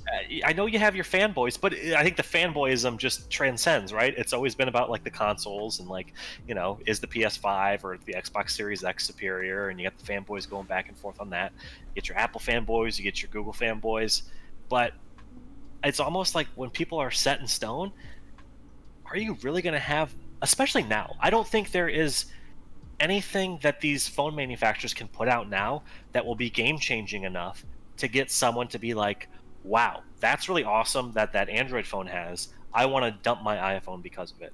There's And, no way. you know, You have to bring so much value to the table to get you to want to swap. And Apple does such a good job with that ecosystem with those blue bubbles. well, and that's the You thing. get your Beyond friends. that, they've even done with Big Sur. They have really brought to where it is seamless. I can pick up my phone Yeah. and immediately pick that up on my iPad and Mm-hmm. immediately pick that up on my theoretical MacBook Pro. Yeah. And it's a seamless experience. And I think that's the biggest game changer. The biggest game changer will be when we can get that both ways. Yes. So I have Yeah. the exact same experience on my MacBook Pro as I do on my iPad as I do on my iPhone. Well, I think it's getting there, right? And I don't it think absolutely it's here. We've just got a little bit further to go. right. But I mean, right now I totally get it because, like as we said, I have my iPhone and my iPad and my Apple Pencil and my AirPods and my Apple Watch, and they all just work together. Yeah. But the thing that I think Apple needs to do to really, and I don't know how they do it, to really capture the ardent PC user, is they need to figure out gaming and they need to figure out enterprise. True. It's funny, and maybe they will get there. I mean, to an extent they already have enterprise for the most part. I mean, how many companies for mobile devices, and we look at how people are conducting business now. Mm-hmm. I know a lot of that does revolve around a PC, and having your Outlook on there, and your Skype and Teams or Slack, or whatever your company uses.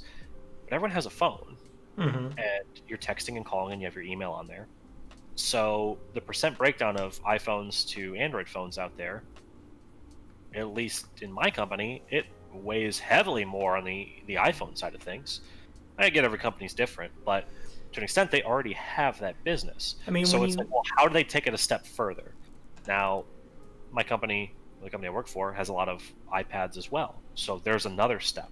mm-hmm. So a lot of these sales guys I know too, don't want to carry their luggy laptops with them. Mm-hmm. They want to be able to go to a customer site, and if they're pitching something, iPad's instant on. You know what I Yep. mean?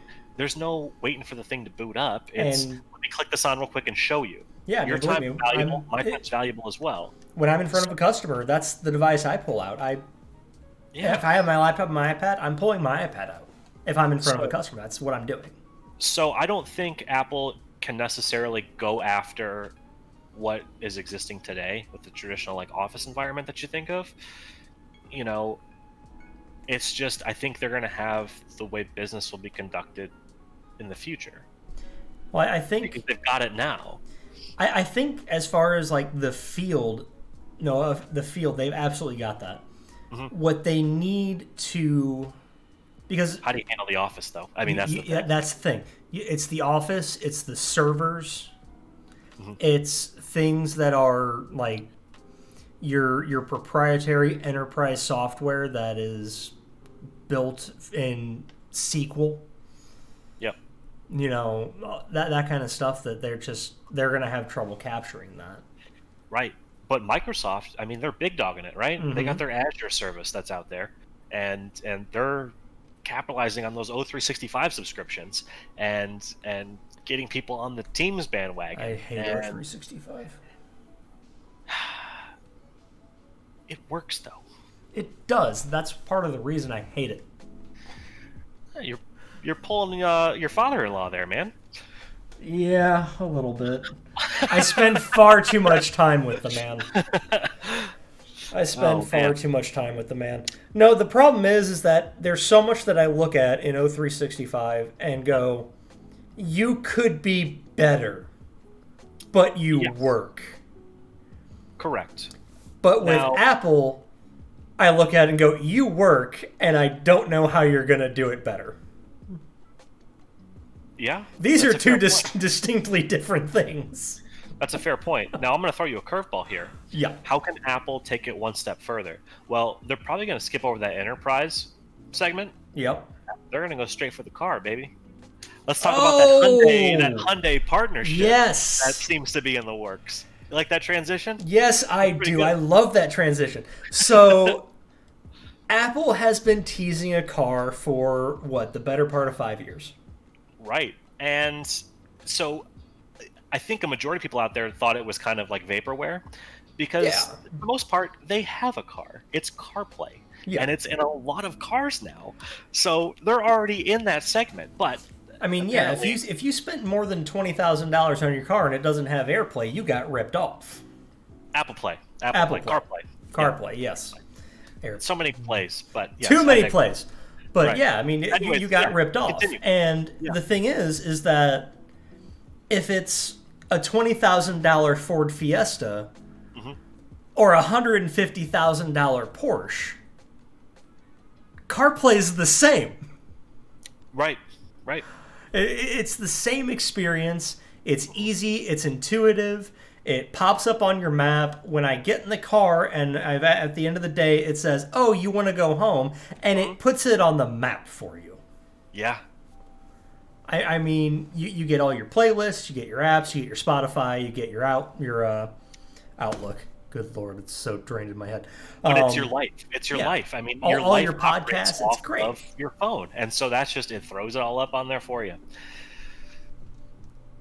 It's it's really a beautiful thing. It really is. And no, it was hysterical because we went on. My wife bought a new car in September, so we went on the first test drive, and she had no idea what CarPlay was. So we went on the test drive, and she's like, "Oh, I like the interface. It's nice. It's whatever." And I've seen CarPlay. I've used it. I've had it in rental cars. My car, unfortunately, doesn't have it. It's It's 1 year too old Hey, to you and me have both. to have You and me both, CarPlay. They put it in the Mustang in 2016. Mine's a 15. But they we bought this car for my wife, and I didn't tell her about it. That's a bold move. It's a bold move, Curtis. Because I really didn't think about it. I'm like, I asked the dealer, I'm like, okay, so it's just making sure this has CarPlay. Yeah. And like, it's standard. Every Toyota has CarPlay. Yeah. I'm like, cool. And that was all that I needed to know. It has it. So I didn't think, okay, we're going to like bring a USB cable on the test drive and plug the thing in. Uh-huh. So we buy the car. We've signed off all the paperwork. She's stressed out as all get out. Sure. We get in the car, and I grab her old USB cable, and I plug in my phone. Yep. And it pulls everything up, and it's all Apple. And she's like, I didn't know it did that. And instantly, she went from being stressed out about buying a car to, this is the coolest thing I've ever seen, and I'm thrilled to have it because her previous car was a 2008 that got the 2 lines of text and no Bluetooth, no anything, and now her phone's essentially being mirrored to the car. Well, I think it just goes to show that whoever was responsible at these car companies for coming up with like the user interface for the cars fails miserably. I mean, there's not a whole lot you can do with it, but when they would get like the early gen touchscreens they would do on these things, awful. I mean, it's like you got a Nintendo DS up there, right? It's all physically pressure sensitive, and you would try to like swipe and drag, and it just chunks. I mean, the frame rate and the refresh rate of the monitor was awful. It's like, and when it was cold, oh god, if it was cold, chugging, baby. We'd be chugging. So just not only dealing with that, but learning something new. I think that's probably part of her stress that she had, is now I got to figure out how this whole thing works. I know how my old car worked. The new car is nice, but now all my stuff's all messed up. Well, when you plug that phone in, it's just familiarity, right? It's just all up on the screen. It's you the don't have same to worry about icons. anything. It's all your stuff. My warm comfort space is here. Yes. That's me. Yep. 100%. So yeah, I mean, everybody has talked about the full Apple car and what's that going to look like. Apple, they don't have any experience in manufacturing a vehicle. That is kind of terrifying. It is. And that's the thing. Everybody's like, oh god, it's going to be an Apple car. It's going to be poorly built because they've never built a car before. And it's going to brick itself during an update. And you're going to get stuck at work. Yeah. Yeah. But, they're announced this past week that they are apparently in talks with Hyundai. Yep. To produce the Apple car. And if you had told me this 15 years ago, I'd have been more terrified than if you said Apple was going to make their own car from scratch. Right. But Hyundai, as a car company, has increasingly improved the quality of their cars. They have a good history with technology in the recent times. They make good-looking cars that are, in the scheme of things, relatively reliable. They're going to be reliable than most of your domestic brands. But I think they're going to do something that I think Tesla couldn't do. If if Apple had partnered with them, or somebody like Rimac or Nikola had Hmm. partnered with Apple, and that's Yeah. make an Apple car that is an EV that is affordable for more people. Right. I mean, Tesla wanted to get there, right? Their Mm-hmm. whole goal was to hit that. Was it the $35,000 mark? Which Yeah, I and I think mean, they technically hit for a few months, but then that's not profitable. So then they cut those base models mm-hmm. of the Model 3. So now you can only get the higher end battery packs in them. Yeah. So the price of those is just going up.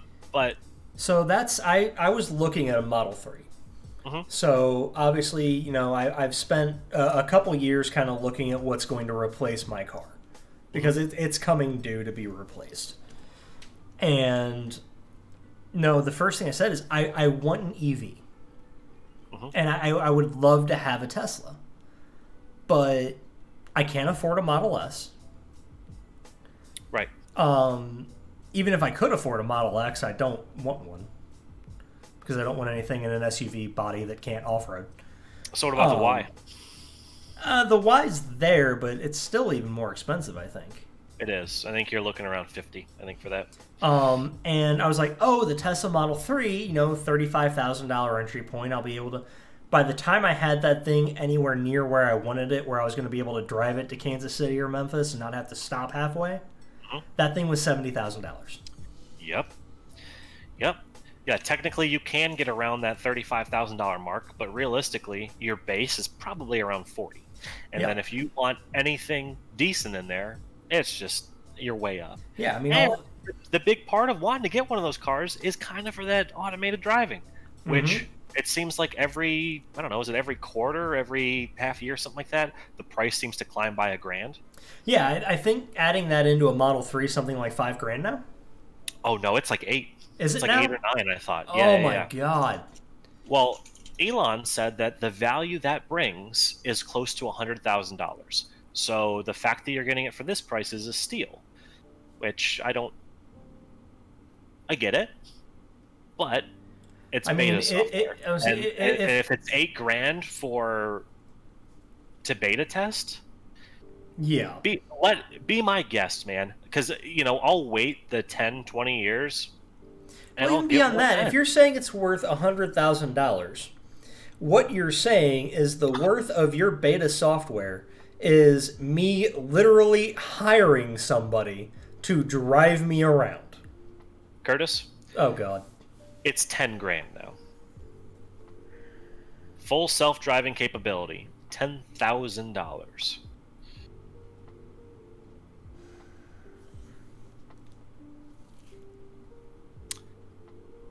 So the only benefit you get is that price won't go up, because from my understanding, the way I read this, full self-driving capability is available for purchase post-delivery. Prices are likely to increase over time with new feature releases. So you can buy the car and then have an in-app purchase for 10 grand to unlock your self-driving. The car shipped with it, So what you're but telling me is Tesla buy it is now or already it's an going to go Apple up. car.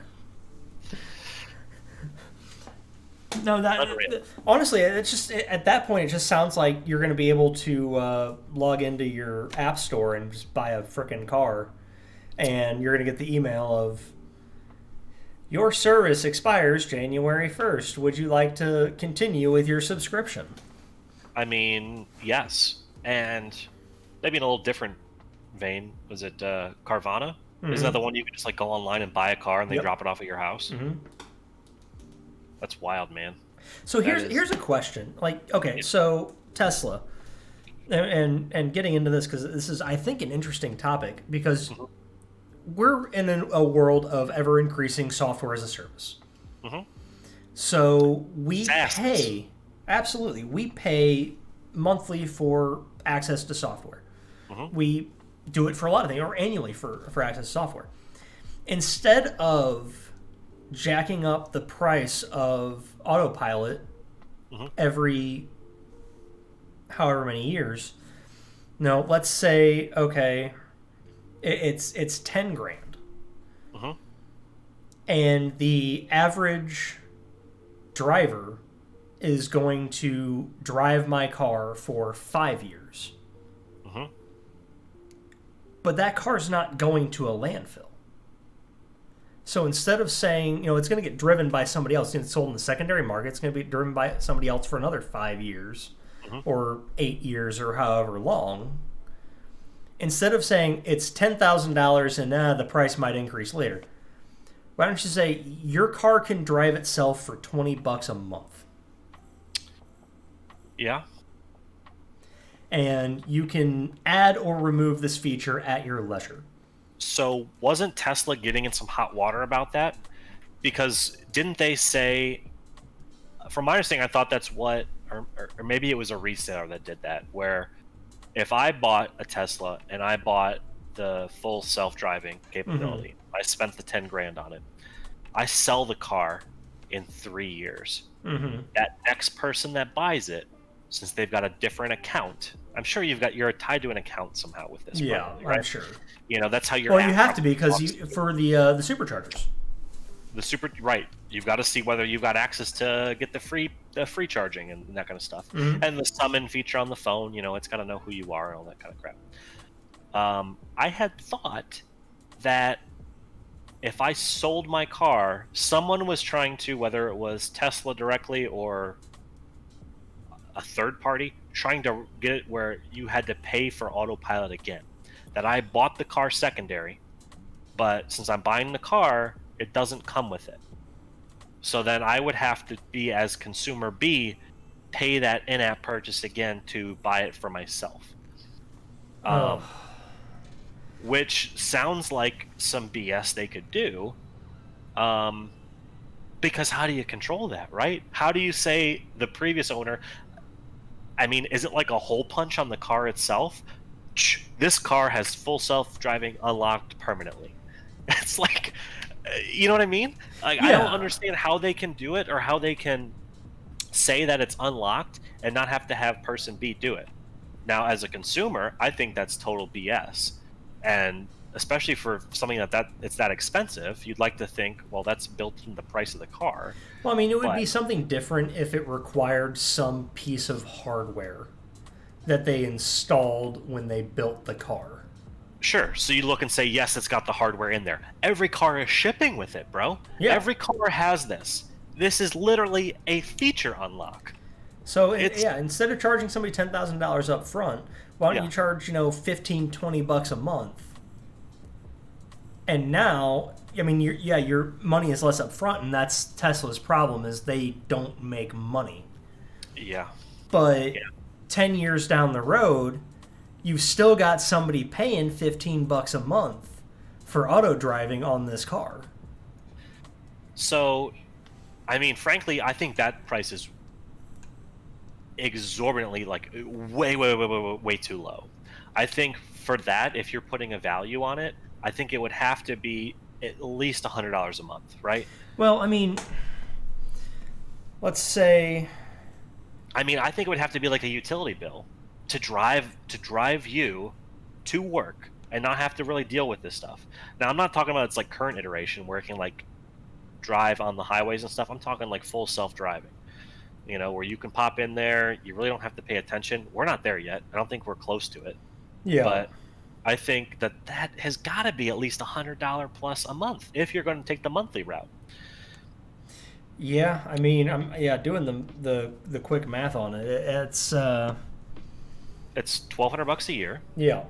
You know, how many years are you going to own the car for? As you said, like on average, it's Well, like 5 years, well, right? and that, the So, question is, who's going to own the car after you?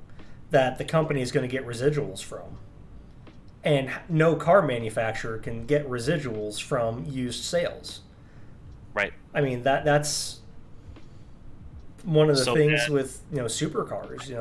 You have to have agreements on how you can sell the car.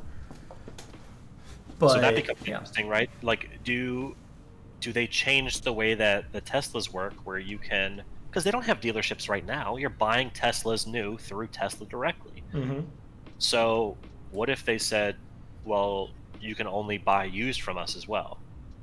Now that seems like that is some slippery slope too.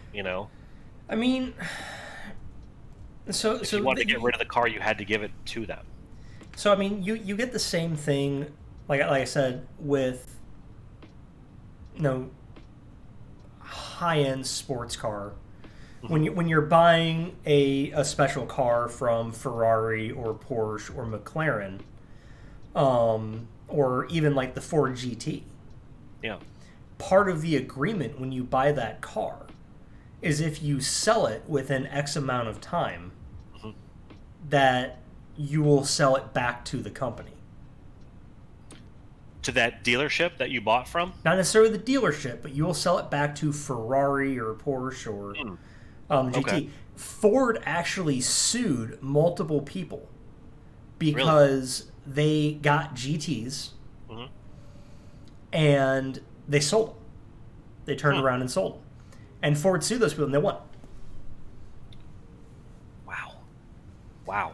Okay. All And right. the other interesting thing that Ford and I think Porsche have both done is when you apply to buy the car, because you have to apply to buy the car, Hmm. they have said you pledge to drive this car a minimum mileage every year because they Really. don't want Okay. them being just bought and sitting in somebody's garage in a collection. They want the cars being driven. Sure. I get that. So I mean, I guess there is something to say like, hey, you can sell your Tesla secondhand yourself, Hmm. and you'll do whatever you want to do. But as soon as that changes hands, all the cool stuff gets shut off. All you have is an EV. You've got basic Wow. radio, you've got whatever, but the Tesla features, those are shut off forever. The only way to buy a used car with all the Tesla features is to sell it back to Tesla and they sell it for you. Yeah. But that would have to be very clearly delineated up front. Yeah. I don't know. It's kind of a mess. Um, Kind of bringing this back full circle. What? So Apple wants to get in the car game, right? Yeah.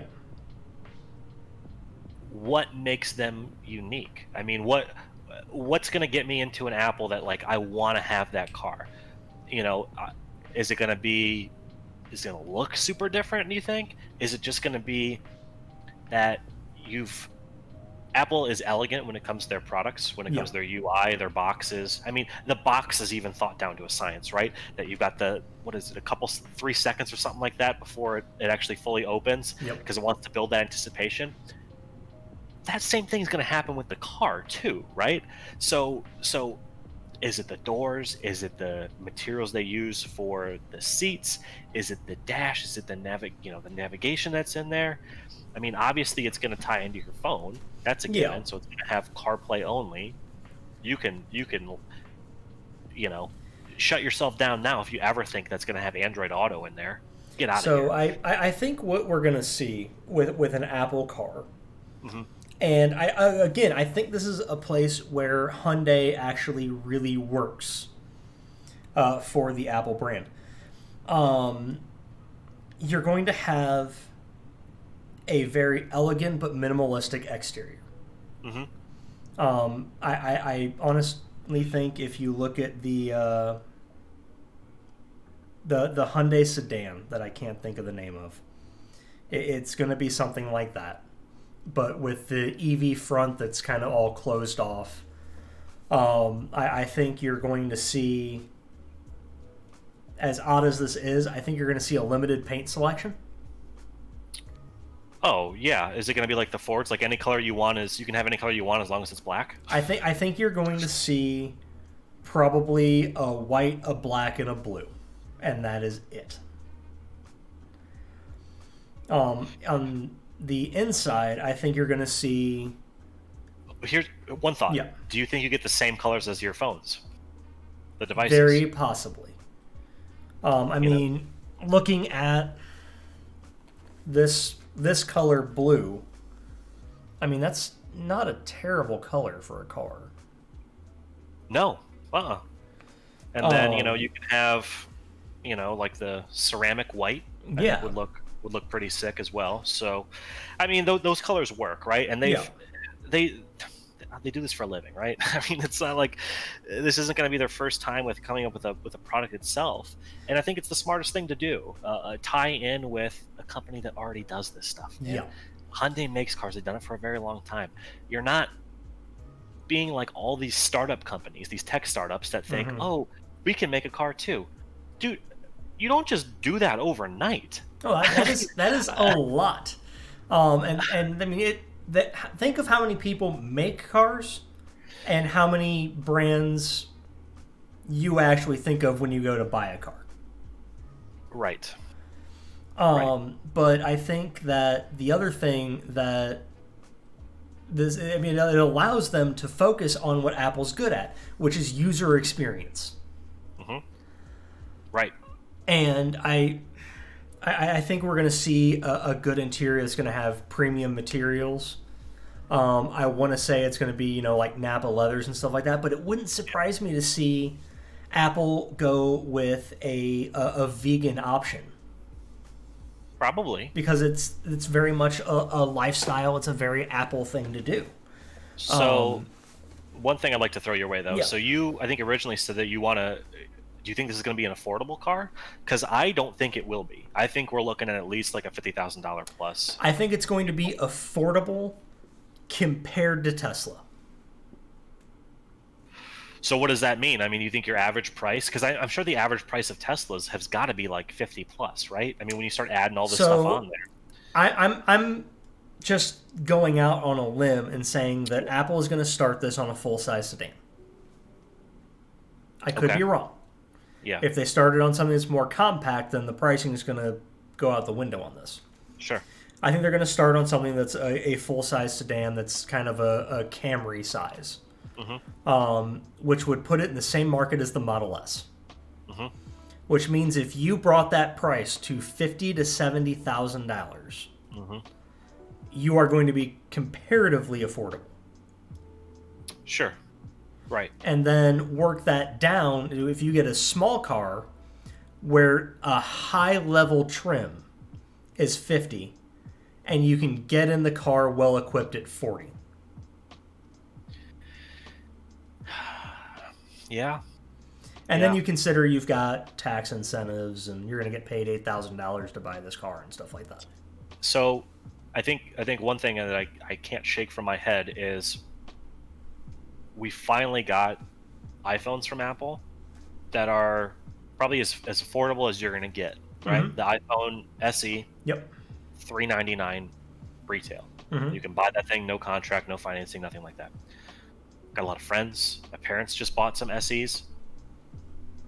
Pretty good value, right? But Oh, how absolutely. long did it take to get there? Mm-hmm. And I think this is probably going to be the same thing. I mean, when the iPhone launched, they priced themselves high, like way higher. Granted, there was no subsidies for the first model, but Yeah. I digress. They're an expensive model, but people will pay for that, even if it's out of their price range. Mm-hmm. They will pay for that in a heartbeat because it's a status symbol. So I think they've got no problem of doing some like stupid smart finance. They're in the financing game already, bro. Yeah. Right? You can go and finance anything you want in Apple. Mm-hmm. You can get an Apple credit card, so you can be probably all pre-approved on your phone before you step in there, and you probably do some like Face ID stuff and to check in at Mm-hmm. Hyundai/Apple, and then you can get whatever you want, and that's probably the last thing you see is actually that price. So And and I think you're right on that. And I think I think almost every Apple car is going to be funded or is going to be financed through Chase because yeah, that's who runs the Apple car. right. Two, I think you're absolutely correct. Your auto loan Hmm. is going to be you're going to tap on a button that says I'm interested in an Apple car. It's going to do your Face ID, say is this all your information right, and you say yes, and it's going to finance, Yep. and it'll say you're approved for zzz, A stupid amount of money. Yeah. and it's going to tell you exactly. You're going to walk into a dealership and have a little code, a little nebula code that they can scan at the dealership Yep. that says, oh, we have 10 cars on this lot that you're approved for. Yep. Yep. Because that's probably what it'll be. It's not going to say you're approved for X value. It'll probably say, here's the configs you're approved for. Exactly. Because that's a And very Apple thing to do. yes, yep. Hide the money, because they already know your credit, right? So Mm-hmm. they probably have a deep dive on all your purchases, everything that you've done through your Apple account. Um, I don't know. It's tough to kind of speculate, but that is a very Apple thing for them to do, and it's definitely going to change the way. Oh, here's one other thing that I want to think about too. Do you think that regular Hyundai sales reps and dealerships No. will be handling this? I think it's going to be Apple specific employees that are going to go in there. I, They're going to I, I have think a it's a step separate. further than that. I think it's going to be Apple specific lots. Oh yeah, okay, I I can see don't I that. don't think there's going to be you're going to go in there and the car might be being manufactured by Hyundai, Yep, but you're not going to see a Hyundai logo anywhere when you go yeah. to buy an Apple car. So here's one other thing I want to throw your way too. I just kind of thought of this one. You do all this pre-process through your phone, right? You Mm-hmm. have everything loaded up on here for what you're pre-approved for and everything. What if they have lots, but you don't visit them, they visit you? And you then create an appointment on your phone of when would you like a valet to bring the car to you to test? So you're taking the Apple UI Yes, and applying it to life. and one upping the Carvana experience. Correct. That would be amazing. So you've got someone that basically drives the car to your house or your business or wherever. They then like wipe it down. You know, they say you'll come outside or whatever. They'll let you know that they're pulling up. It'll be like DoorDash. You know what I mean? Mm-hmm. They're close. They're approaching. They will then get out. They will wipe the car down completely. Maybe do like a mist spray in there to fully desanitize it. They will then introduce themselves and start walking you through everything. They'll already know who you are, so they'll say Yep. like, "Hi, Curtis. My name's Jared. I'm with Apple. You know, it's so great to see you today. You know, hey, how's?" They're going to be an Apple specialist too. So, how's everything going in the house? Is your everything going okay with your iPads, your phones, family doing well? You know, and then turn that. They know everything about you, bro. Yeah. They know it all. Apple So knows it's gonna be the everything you white do. glove treatment. Yes, yes. It'll be interesting. I think that's going to make people feel like celebrities. And Absolutely. what does that cost them? Nothing. Mm-hmm. Nothing. You're paying the person's salary already to be at the dealership. What better? You're personalizing it and bringing it to them. They are feeling way more important than what it is. And if you want to have that car is then brought to this person's house, they can visualize it there, right? Mm-hmm. It's it's in your house. Well, I mean, it's the old car dealership idea of having a 24-hour test drive. Take You it get to home take over the that weekend. home, Yeah. put it in your Yep. garage, see what it looks like, see what the Uh-huh. neighbors say, Yep. which Yep. goes back to ultimately Apple is a tech company, Hmm. but one of their biggest draws as a tech company is Yep. that they're a status symbol. Yep. Uh huh.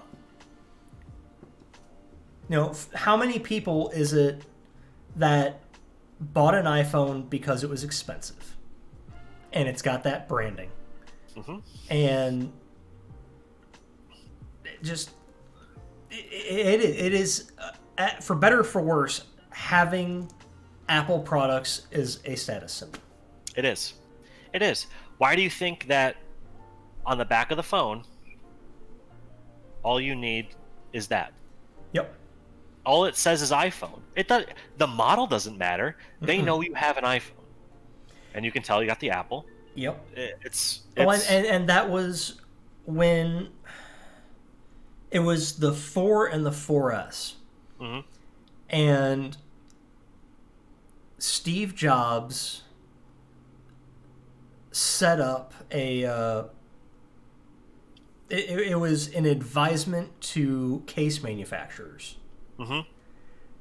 to have that circle cut out C- in the back of their C case logo. Yeah. because you had to see the Apple logo. Yes. And they would Yep. not approve you to be sold in an Apple store Mhm. without that where you could see the logo. And he, in fact, didn't want to sell cases at all because they designed such a beautiful device. Why would anybody want to cover it up? Right. Are you talking just in general, or we're specifically talking about the fours? It really started with the fours. Right. And then they were forced to make a case. Remember Intennagate? Was it Intennagate? That was the 5. Was it the 5? I thought the fours had the bumpers. That's when they were forced to do the bumpers. Was it the 4S? Remember, Yeah. it was on like the lower corner down here. That's where the antenna line was. Mm-hmm. And so if you were holding it with your hand, it blocked your the bars antenna. went away. So that's when they gave everyone out bumpers. But it was funny though because they didn't want to cover up the back. Yeah. You know, it's so whether that was the 4 or the 5, I don't remember on that one, but I don't know. I thought it was the 5 because I had one, but I had them after the fix. Sure. And the 5 was the first iPhone I had. Okay. Because I was all Android because you could do so much more with it.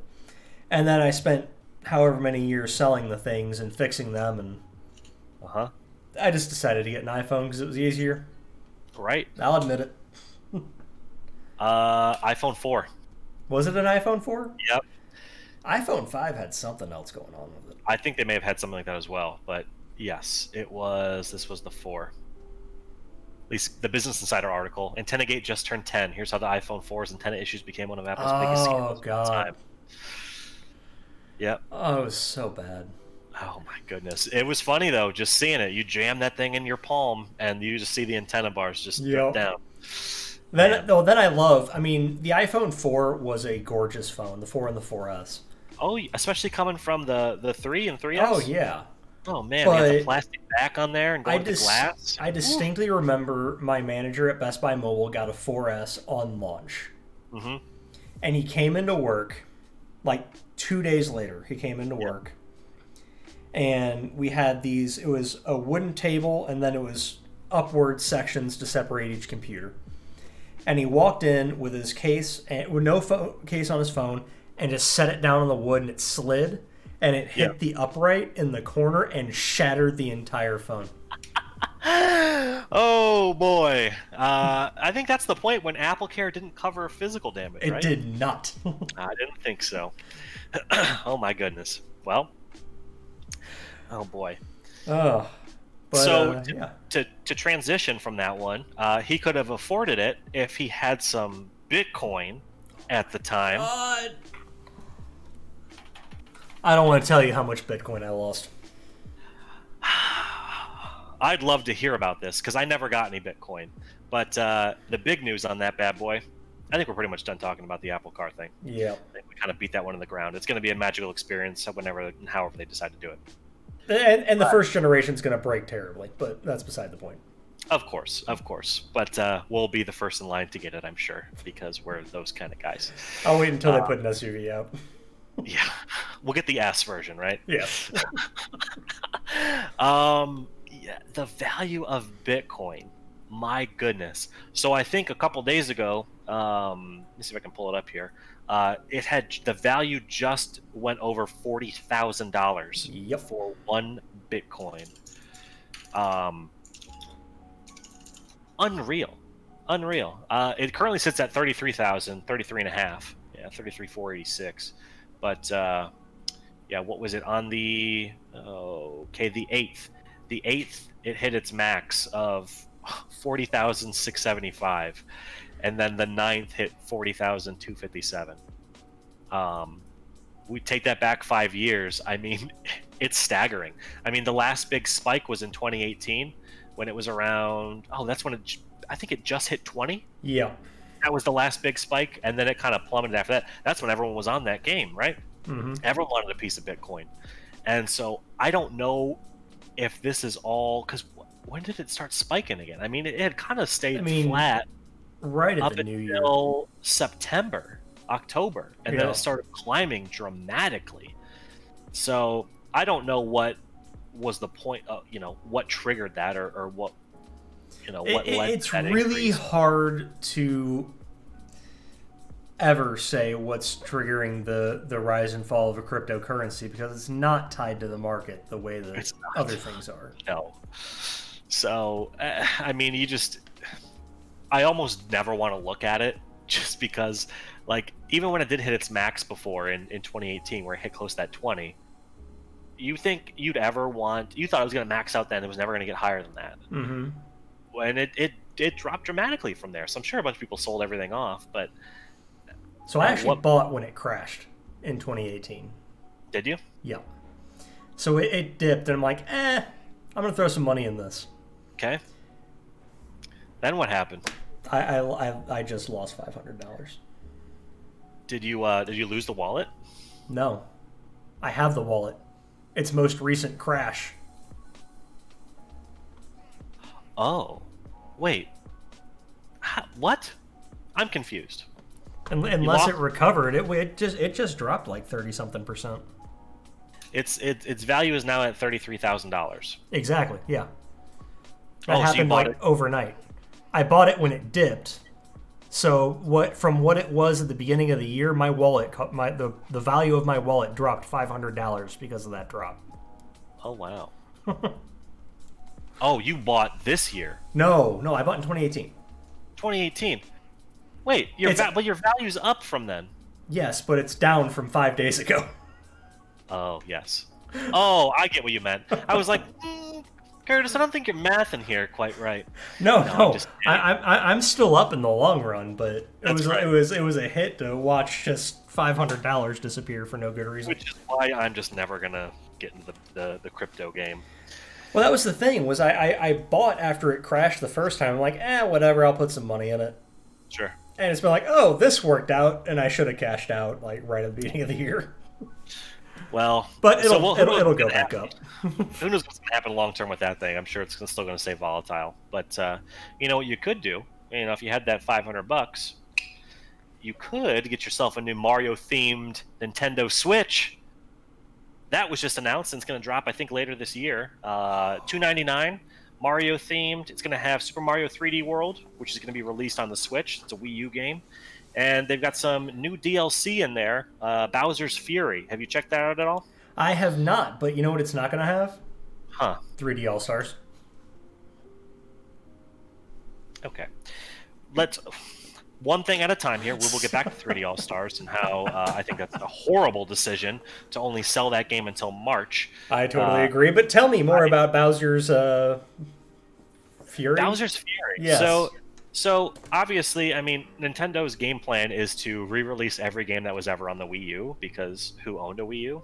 Am I right? Basically, you. That was it. Me, yes, and I played Breath of the Wild completely on there, and you know when the Switch came out, I stopped. But so, anyways, they're re-releasing that bad boy. $299 looks pretty cool. I think it's a blue and like a blue and red console. Yeah. But Bowser's Fury, I guess it's like a DLC add-in that they're putting in there. Looks kind of cool. It's like if Bowser became Godzilla, and that would actually be a lot of fun. Okay, did you ever play that game at all? No. The 3D All Stars? Not 3D All Stars, but 3D World. Yeah. So that was the one where he could turn into a cat. You hit the bell, and you turn into a cat and like run off the walls, that kind of stuff. Nope. Well, in the trailer's pretty cool. You have to watch it. There's a giant bell. He turns into a giant cat. Almost looks like he's going Super Saiyan to fight against the Mega Bowser. Absolutely ridiculous, but it's not out of the realm of like normalcy for Nintendo. Like, how wild can we get? You know what I mean? So that should drop later this year, but it's a good trailer. You should give that a watch. What the game is? Mario All Stars? Super Mario 3D World.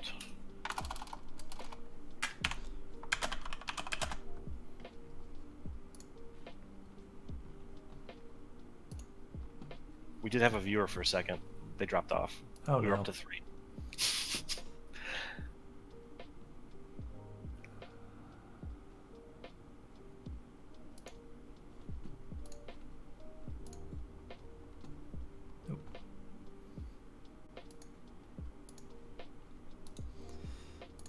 Hold on.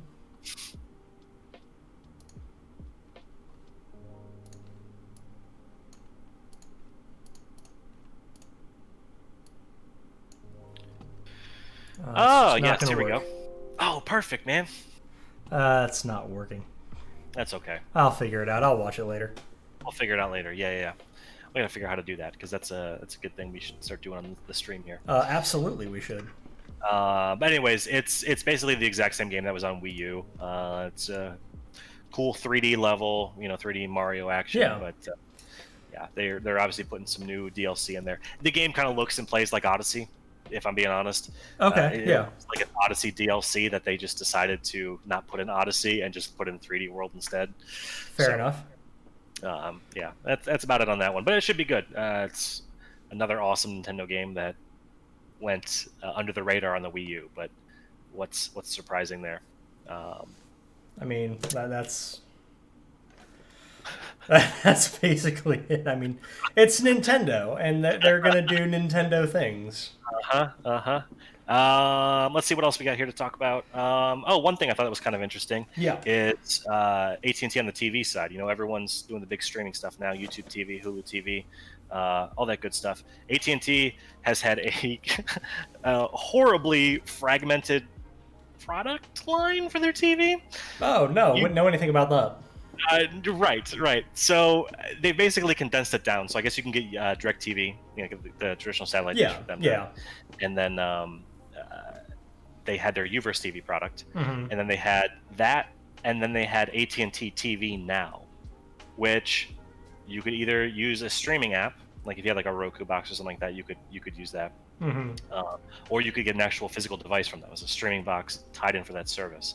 Well, I think they finally like cut out all the middleman or whatever they want to call it. They cut it out, and now it's just two products. You can get DirecTV, Hmm. satellite dish, or you can get it's called AT&T TV, which is you can either get a box from them directly if you need a streaming box. Hmm. Otherwise, you use it on your phone, your tablet, whatever. But dude, the base price of that bad boy, $70. So the whole point of remember traditional cable is so expensive, traditional satellite is Yep. so expensive. You go to these streaming services, it's only going to cost you what, half of it, right? Yeah. 30, 35, $40 a month. Dude, we're up to $70 base, and you're maxing out at $95 a month just for TV plus premium channels. It's I don't know. I My find it my YouTube TV with add-ons costs less than their base price. right, but I don't know. Now you've got all these. I don't know. I don't think did it solve anything. It's No. cheaper for them, right? They're not the ones having to like come out and install a satellite dish or handle all that shit anymore.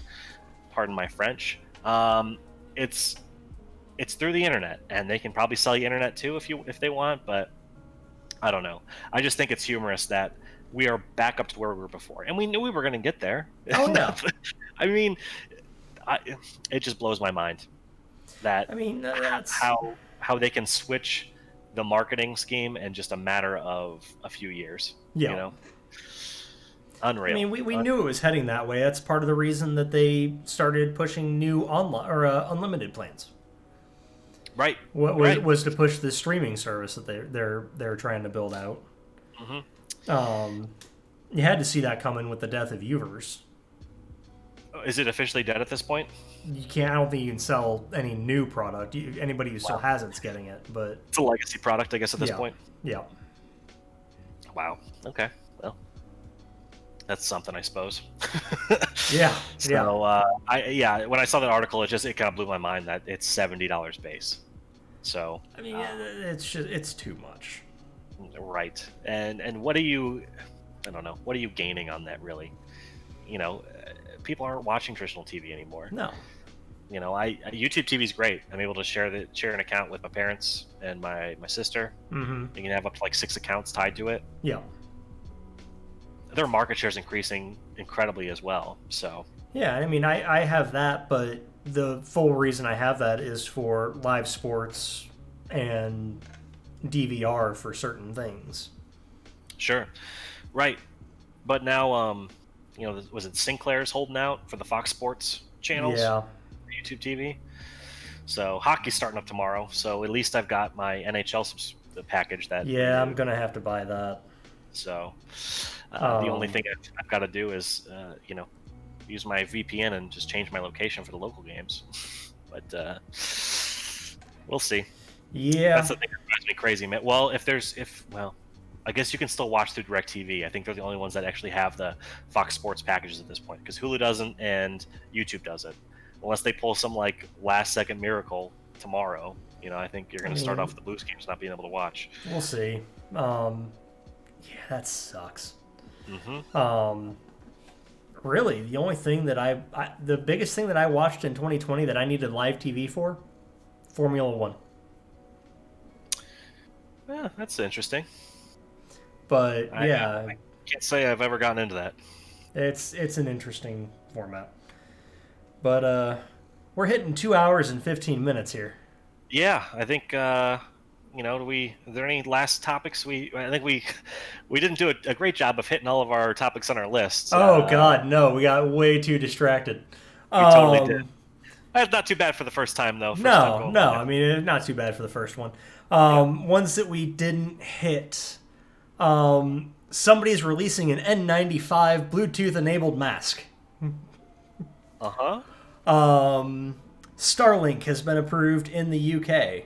Oh, can we the mask thing real quick? Yes. Did you see Nvidia's getting in the game too with a mask? Oh God. Cat. It's got RGB. Of course it does.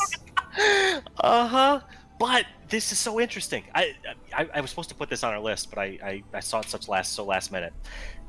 It's a mask, right? Yeah.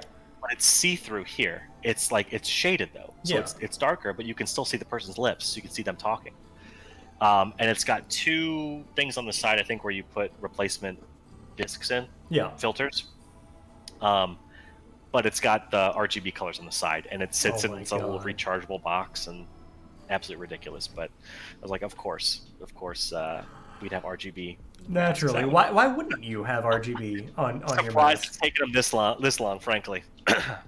Oh my gosh. But yes, yeah. continue the retro stuff here. UK gets approved for Starlink, so they'll get internet. WhatsApp changes its terms of service to open up some things that people who want end-to-end encryption probably don't want. So Elon Musk tweets that everybody who's using WhatsApp should switch to Signal, which then led to an unrelated company that was called Signal, that is not Signal messaging, to have their stock boost 30%. Incredible. All it takes is one tweet. Take that a few different ways. Yeah. Yep. Take that however you will. Correct. Final thing for me, Yep. Nickelodeon should air every NFL game. Yes, dude. Yes. How cool was that? I didn't end up watching it except for some highlights at the end. The next day, but when someone gets a touchdown and there's slime that virtually displays on the screen all over them, yes, I need more of that in my life. So I was over at the in-laws, and my wife's aunt turned on the football game, but she just saw it on the guide and was like, "Oh, I'll watch football," and it happened to be the Nickelodeon broadcast. There you go. And I'm looking at it like, okay, like I know how they make all these graphics because it's one company's been doing these graphics since the 90s. Sure. And they go in every year and they laser scan the stadium so that they can create a green screen to put the graphics on. So I'm like, this company has got to love working with Nickelodeon. Oh, Every time there'd be a field goal attempt, they would make the goalposts SpongeBob. Uh-huh. And the first down line was an orange line with slime going through it. Awesome. It was awesome. And, I mean, they had... I don't watch Young Sheldon, but I was told it was Young Sheldon explaining, like, okay, there was a penalty. What was that penalty? How did you get it? And they were explaining the game on a level that your average Nickelodeon watcher is going to understand. So it's not this dry analysis that tends to just be the same things getting repeated over and over again. It was actually really interesting to watch. Well, I think the fact that you had a kid explain those rules, it's not pandering, Yes. It's you're not getting an adult up there and be like, all right, kids, we just saw an offsides, so let me tell you about that. You know what I mean? Yeah. It worked really well, and I've only seen positive reactions from it online. So absolutely. They should totally do that again. Keep it up. They really should. I liked that. definitely had an F-bomb slip on that stream though. So Well, you know, they'll figure that out. yeah, The that's the the first. 3 second delay is not always quite enough. No, might need to do a little bit longer for that one, but Yeah, especially if the kids watching. But yeah, I agree. That was my favorite thing, I think, on our list here. I think we pretty much touched on everything else. I think that's it. Yeah, last couple things here. LG's got a new WebOS on their TVs. It's a new UI, which is basically destroying everything that was good about the LG UIs with Naturally. WebOS. So it looks like there's a lot of sponsored content on there now. So Uh, got to make that money, baby, somehow. So let's just sell ads so we can naturally. get more stuff on there. We mentioned it earlier in the stream, but Path of Exile's got a new expansion and a new league they're launching soon. I think that drops this Friday. Echoes of the Atlas is the new expansion. Big end game overhaul. You're going to have basically it's almost like a boss rush mode. As you basically get to the end of these maps, you fight a boss. There's this thing called the Maven, who's basically going to be watching your boss fights and wants to see you take on further and further challenges. So as you unlock these bosses and defeat them, she will eventually bring you in the arena where you fight multiple bosses at the same time, until you fight 2 at once, 4 at once, 6 at once, and then 10 bosses all at once. So the rewards you get are pretty incredible. They basically allow you to modify your end game, so you can. There's so many expansions in Path of Exile that this will allow you to target specific end game content that you want to go for. So if you're big into delving and doing the infinite dungeon, you can modify your maps so you have more resources to get for that. Or if you like, other expansions, you can focus your stuff on that. So that's the big expansion that's coming out. The league itself is called Ritual League. You will find basically these little ritual towers scattered throughout the maps. As you go and trigger it, there's a circle around your character. You can't leave that zone. Enemies all kind of swarm in. You have to defeat them all. When you defeat them all, it brings up basically an inventory screen. You've got a set amount of currency to use, like a value, like 5,000, and then there's a whole bunch of random items in there, different currencies and items that have different prices. So you can then buy stuff from there with the currency you just got. If there's an expensive piece of gear in there that you want, but you don't have the money from that ritual, you can defer it, basically pay 20% of the cost and defer it to the next ritual site you see in that map. So basically you can keep doing these ritual sites, get more and more currency, defer the cost, to eventually buy a big item. So should be kind of cool. Basically keeps you in the game. You're not having to, stop and get out. You get some new items and stuff. Should be pretty good. But that drops this Friday. We talked about PC builds earlier today about how it's expensive. I'm not going to be buying a new PC anytime soon. Looks like the tariffs that they had put a hold on, I think, over this end of this last year, Yep. those have kicked into place now. So I think it's now a 7 to 25%, if I remember correctly, increase in some of these components. So it is. I mean, they've already seen the price of some graphics cards go up. Yeah, Same not a thing with good time to be buying processors. components, that's for sure. No, definitely put that on hold if you can, and maybe try. I don't know if things are going to change in the next couple months. We'll have to kind of wait and see. And really, the last thing on here was kind of a fun thing to end on. Breath of the Wild. All the NPCs that are in there. Come to find out, this modder named Hey I'm Heroic on Twitter basically figured out that the NPCs in Breath of the Wild are made off of the Nintendo Mii creation system. So they figured out a way where basically you can make a Mii and inject itself into the game, and you have your Breath of the Wild NPC. So super clever on Nintendo's part to even make that a thing. That I mean, they've already built a character creation system before that's pretty Yep. fleshed out with the different eye colors and eyebrows and hair and face structures and all that kind of stuff. So why not map that into Breath of the Wild? I think it's pretty brilliant, and I think there's some instructions on Twitter. I don't think you have to have either the emulator or maybe like a modded Switch or Wii U, but I'm sure it's not going to last very long before it gets DMCA'd. Nintendo's radar. So but yeah, there's some YouTube videos out there if you want to watch it. Twitter on that one was Hey I'm Heroic if you want to learn more. Yep. But And when we drop this VOD on YouTube, we will drop that information in the description. yeah, and hopefully we can kind of scrub through it as well, get you some timestamps for specific discussion points if you want to hit those as well. Yep. So yeah, I it seems to be a very successful first episode. Yeah. Hopefully we get some feedback, whether on YouTube or we get some comments on our Twitter. The only naming fiasco we've got right now is our name on Twitch. Uh, We're twitch.tv/RetroEon with two E's. We have to wait 2 months to get that corrected. that will change the day I can fix that. Yes, apparently you cannot delete it and just put it back out there. So says the Twitch mods.